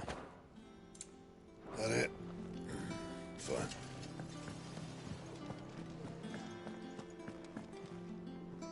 I noticed you and Torgal had gone off somewhere. Take him for a walk, did you?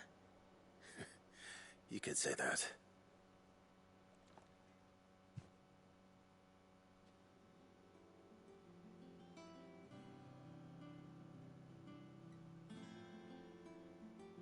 So, Molly's leftovers weren't good enough, eh?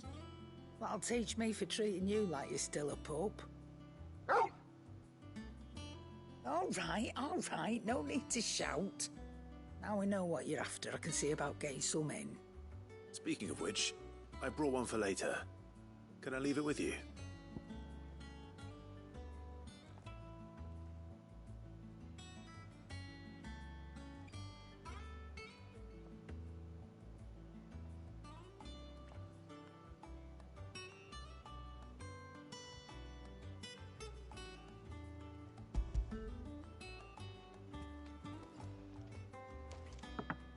You can, aye. I'm nice like that. In return, you can thank Tomes for me. The bloody know-it-all. I was just on my way to see him.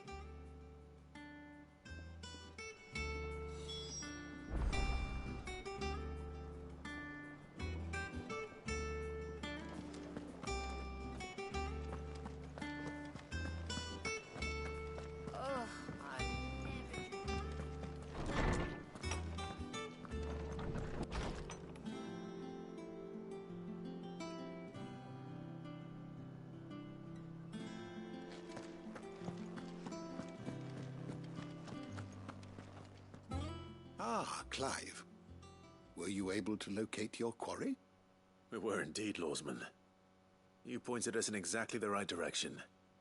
And Torgal's been a very happy hound ever since. Very good, very good. Lady Karen sends her thanks, by the way, for your part in solving the mystery. Ah. But that reminds me.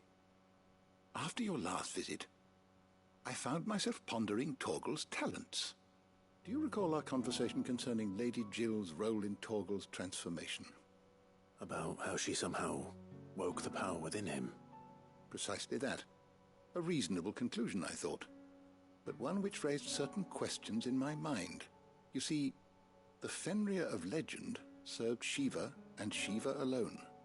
And while the powers attributed to him are certainly impressive, the records imply they are somewhat different in nature to those you described Torgal as having used. What are you suggesting? That Torgal may be the beneficiary of more than one Icon's power. Consider that in addition to Lady Jill, he has served as a loyal companion to you, your brother, and even the late Cid. In short, the Icons hitherto near at hand, or should I say at paw, have been diverse and plenty. And that number has only grown as the realm's dominance have fallen to your sword. One can but speculate as to how all of this has affected Torgal. He has seemed more fierce of late. And if I am not mistaken, he will grow fiercer still. We are fortunate indeed to be able to count him amongst our allies and not our adversaries. Oh, he's more than an ally. He's a friend.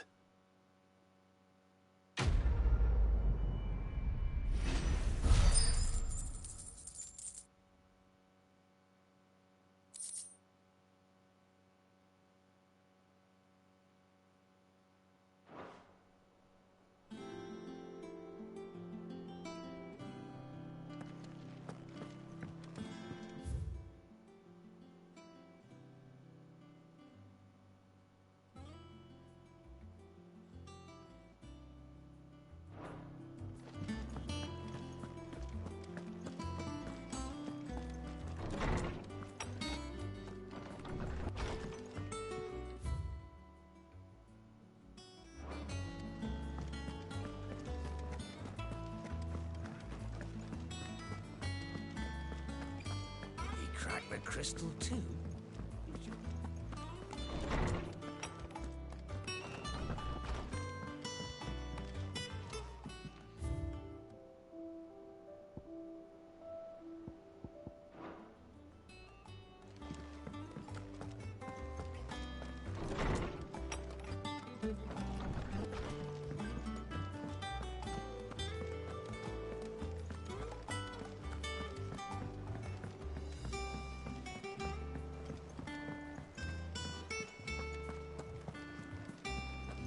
Is that the thing Tomes helped to do? Mid told me she was building a ship.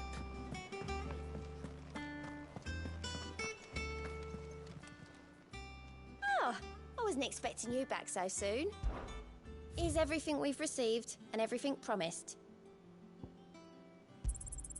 You earned this. Best of luck out there, Sid.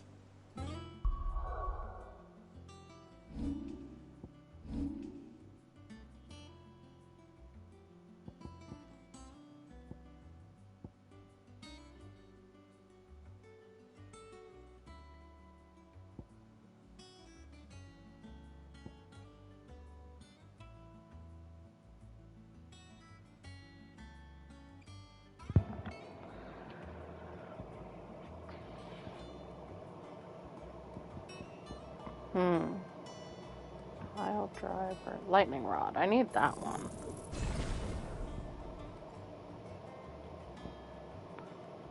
Pile driver. I don't think judgment bolt is what I need.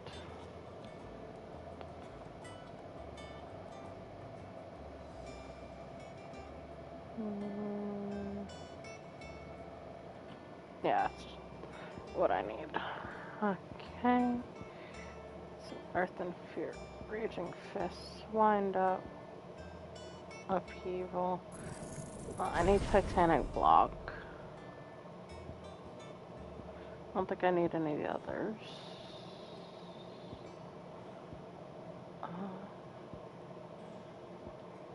I'll go ahead and do this one. Ice Age. Cold Snap.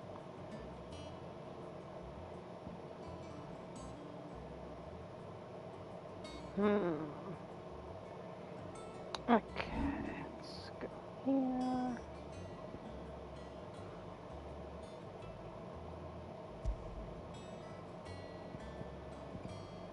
Try to get Garuda done.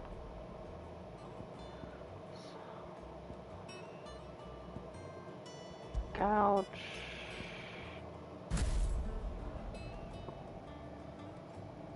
And Rook's Gambit, so.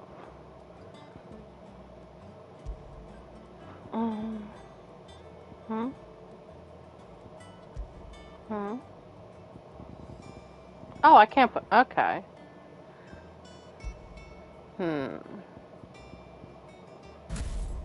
Keep your behind. Should be able to. Haha. Gouge.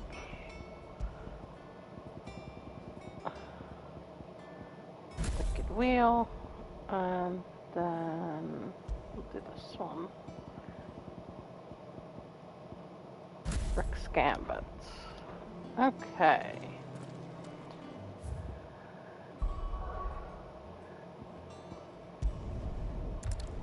And now we'll continue.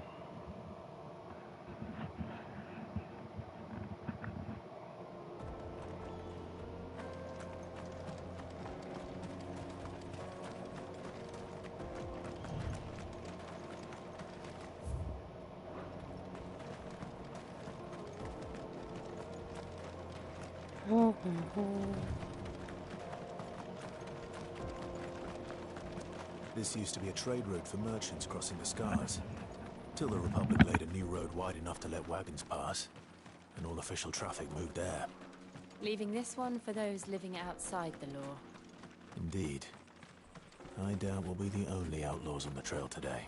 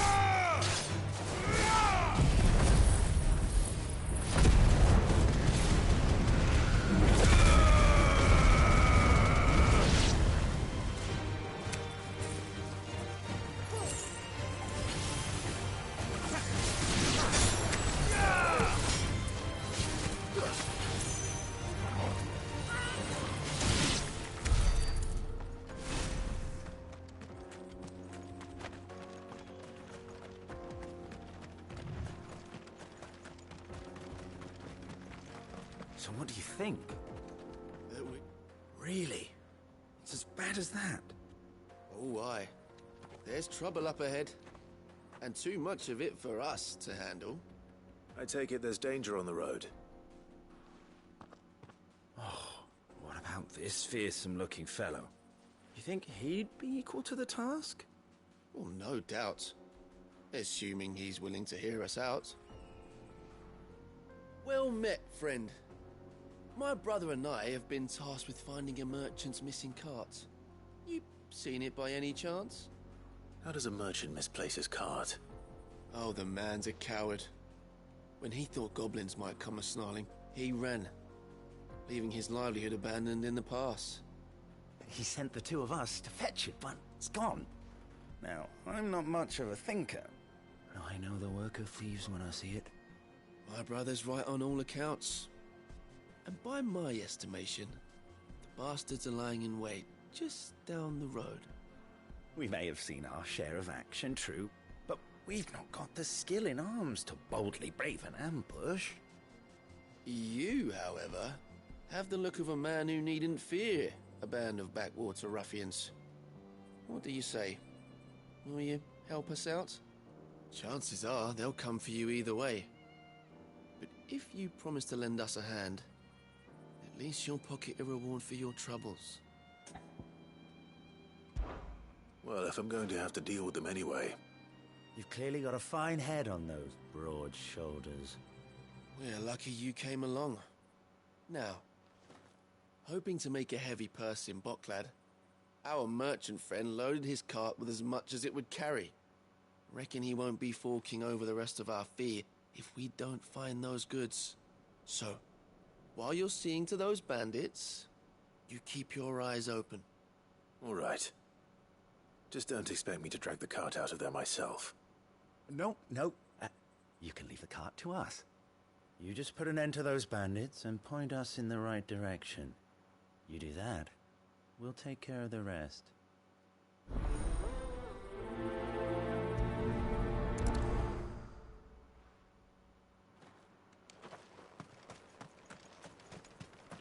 I'm not sure I trust those two. But if there are bandits lying in wait, I should probably take...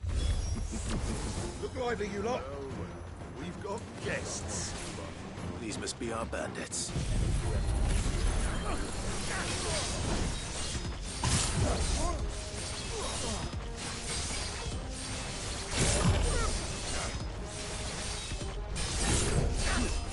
All yours, Torgal!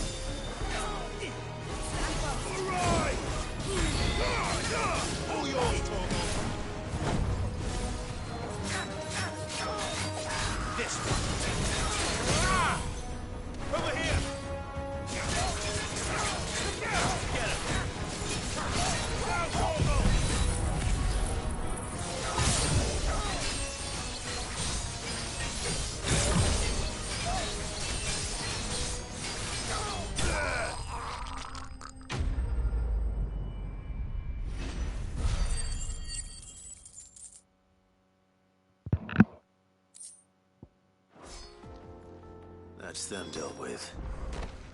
Now, where's that cart?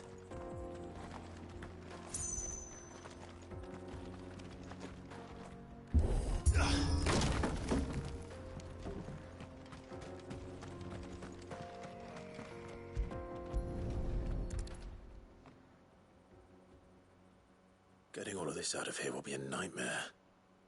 Seems we found ourselves the right man for the job, wouldn't you say? Found the cart and didn't leave a single bastard breathing. Our merchant friend will be delighted. And how exactly will he be getting his goods out of here? You leave that to us. After all, it'd be wrong to make such a fine warrior haul cabbages to market. You've done your part. And that's all you need to worry about. Here.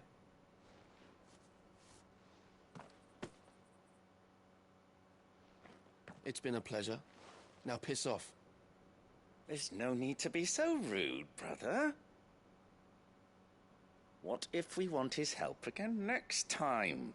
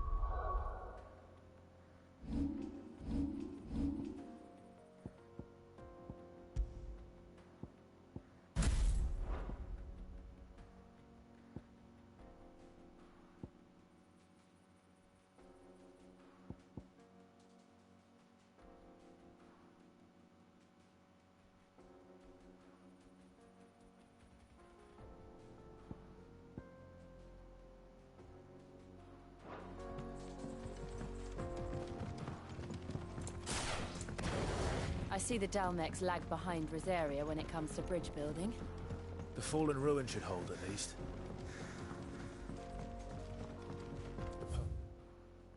It continues on the other side.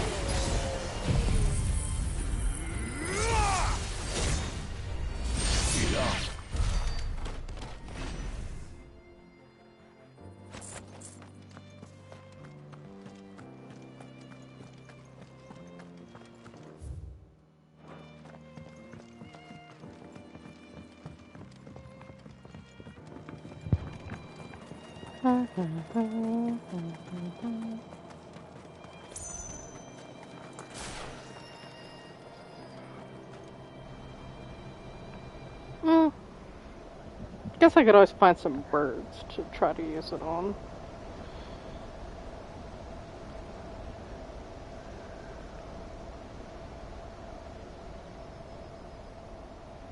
So this is Ffxvi. The land of the gods. It's even more impressive than I imagined. I remember being captivated by the story as a child. Long, long ago, man was overcome by avarice and challenged the gods in a bid to win their power. The final battle took place here, at these falls. Or so the legend goes. If anyone ever manages to plumb those depths, perhaps we'll learn if there's any truth to the tale. That the gods emerged victorious and punished man for his defiance by visiting upon him 2 curses. Dominance and bearers. To tell the truth, I always thought it strange that the dominants and their icons were deemed a curse. Back home, the dominant inherited the throne. They were admired and exalted, not spurned. Whenever I got to that part of the story, I always assumed there must be something I'd misunderstood. You had a lot of storybooks, didn't you? In your room, I mean. When we were young. The old legends were always my favorites. Epic battles between gods and men. Father encouraged me to read as much as I could. He thought it good for my education. You really were a boy like any other, weren't you?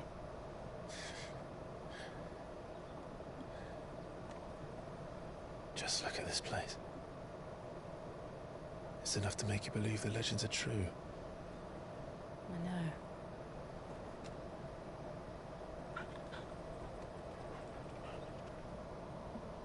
We're not far from Boklad. The road will be busier up ahead. And we'll have to keep our wits about us.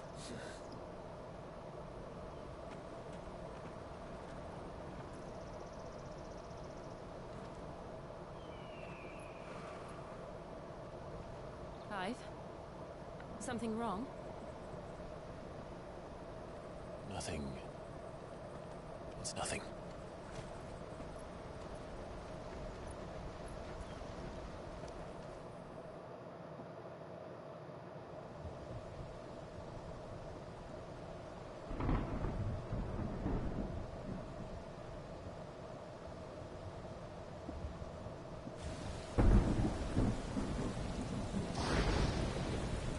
I see the reports are true, Father. You have surrendered the throne to Olivier.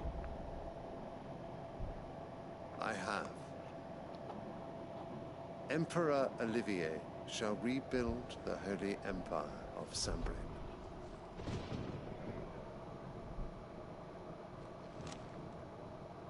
How is he to rule an empire? He is but a boy. I shall advise him until he comes of age. Father, please. Or for as long as I am able. The empire we seek to build needs young blood to rule it, and I can think of none better suited to the task.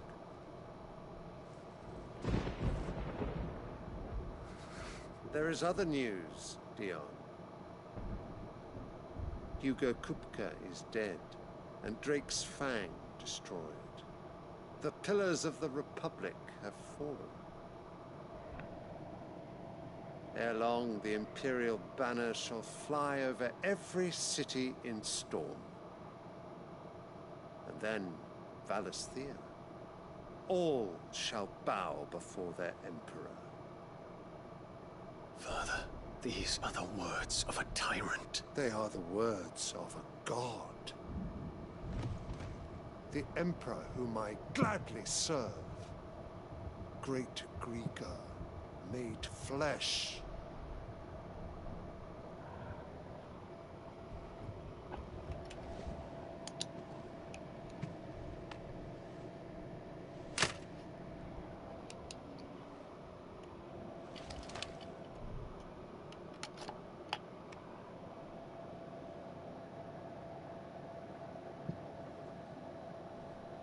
Return to your camp, Dion, and ready your forces.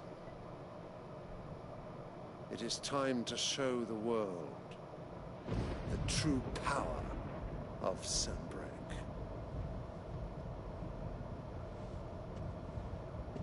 Father. I find you much changed. Is this truly the path you wish to tread?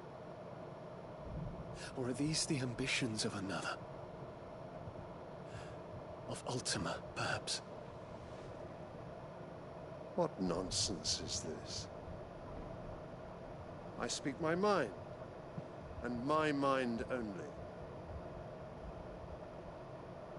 Though I do owe Annabella thanks for reminding me of certain truths regarding the nature of nations, of rulers,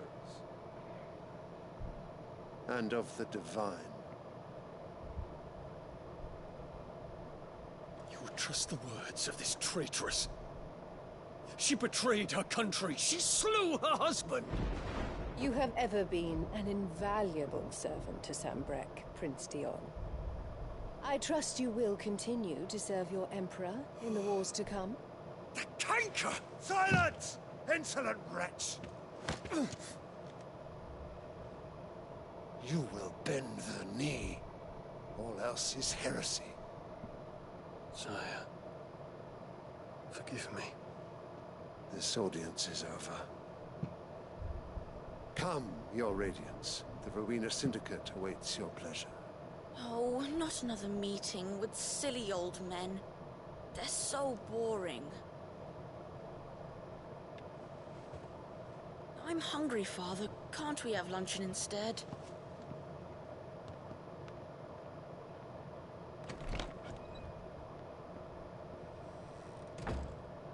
Does it pain you that you will not inherit your father's throne? I have suffered worse.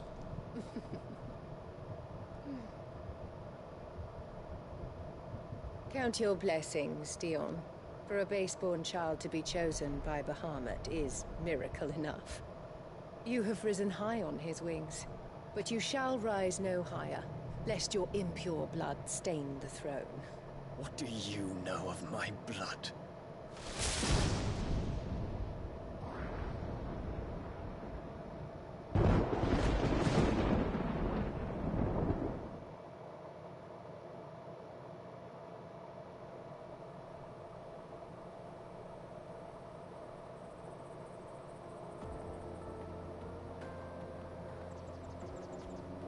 The Boklab markets are to the north. We just need to hug the coast.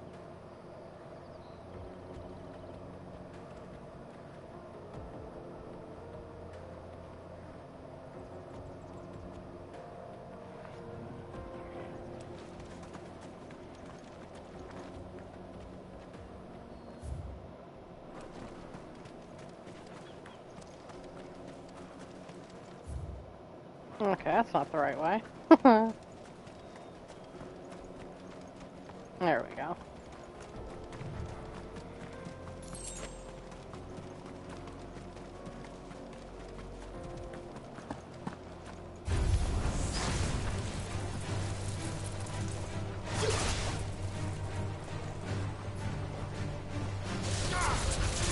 Get him!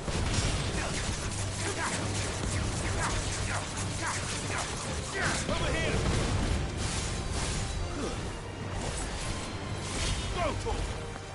Okay. So, use the first one to launch them up.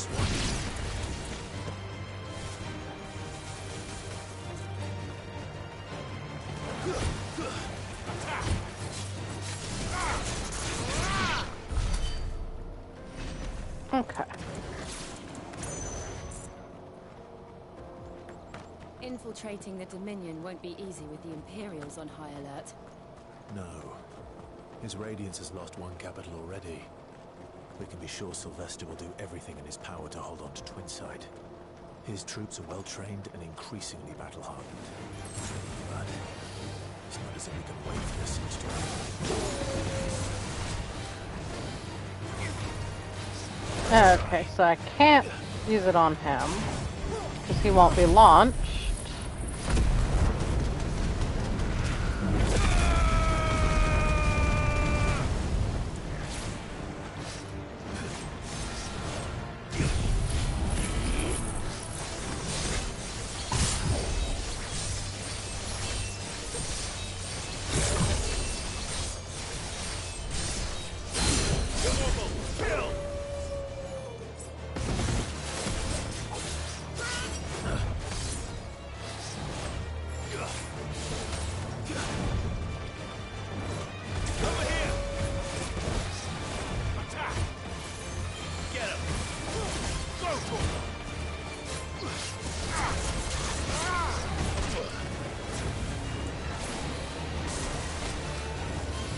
Nice try.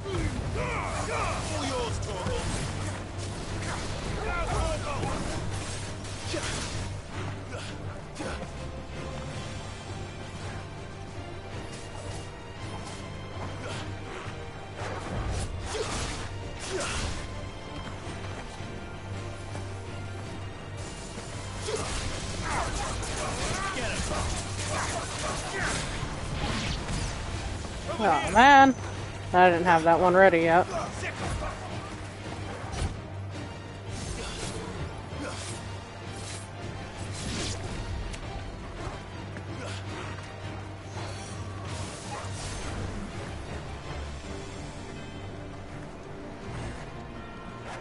Oh, and you're gonna kill him before I can.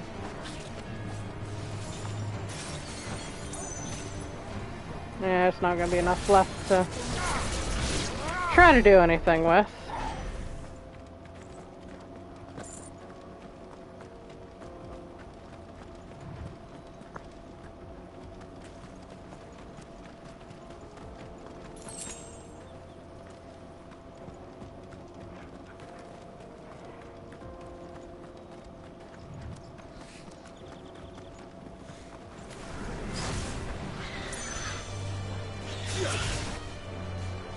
Okay, so you can be pulled.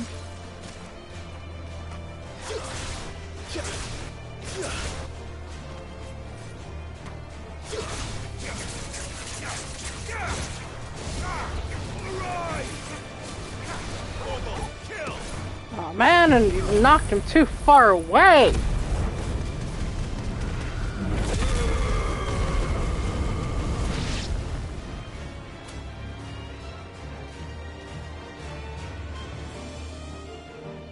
Of course, the birds now. Not I have to wait on my stuff to come back.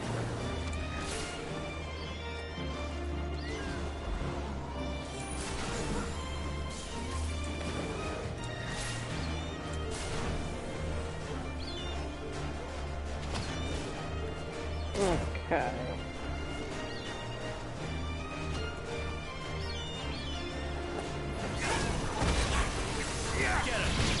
Damn it!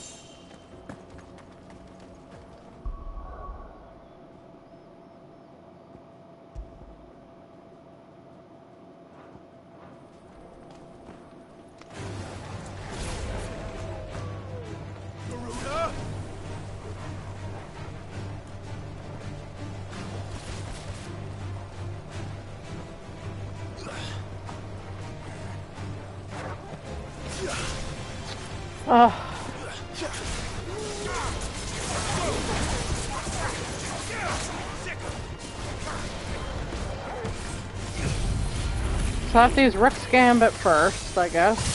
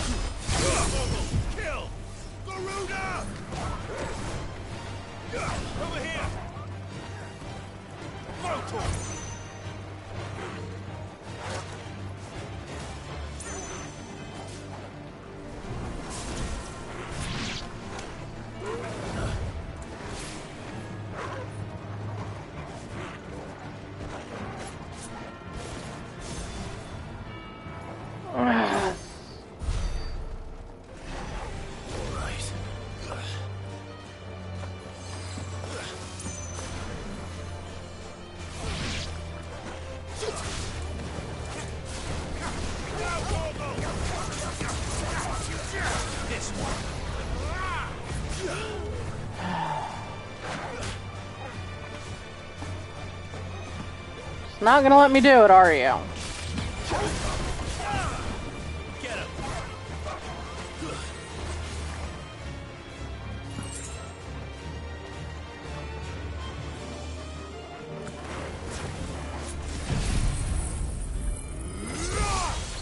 Not what I selected, game.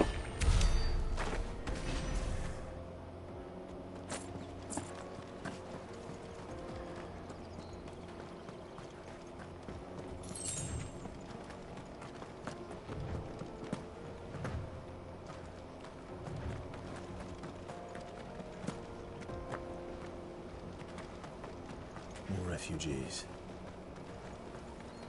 And they're all making for the crystalline dominion. Because they don't know how to live without the crystal's blessing. Okay, let's switch these. 2 rooks. You'll need to be gouge.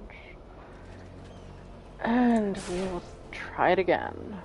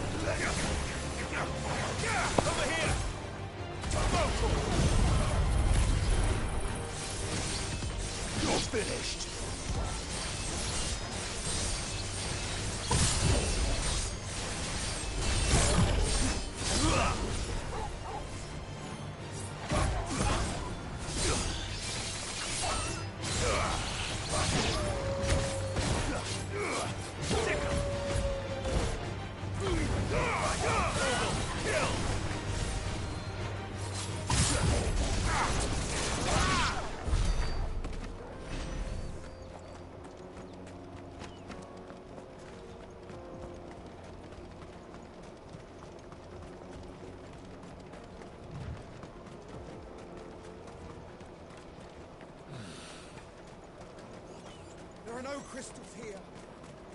This is where we're supposed to meet Goots, isn't it? That's right. He said he'd wait for us here after replenishing his supplies. I dare say he'll have finished by now.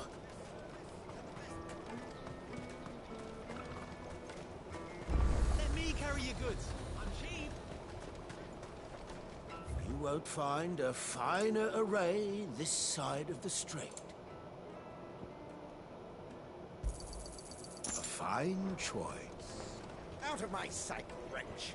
I've no use for a branded who can't even fill my cup. Okay, and I think actually right there is where I'm going to end it today.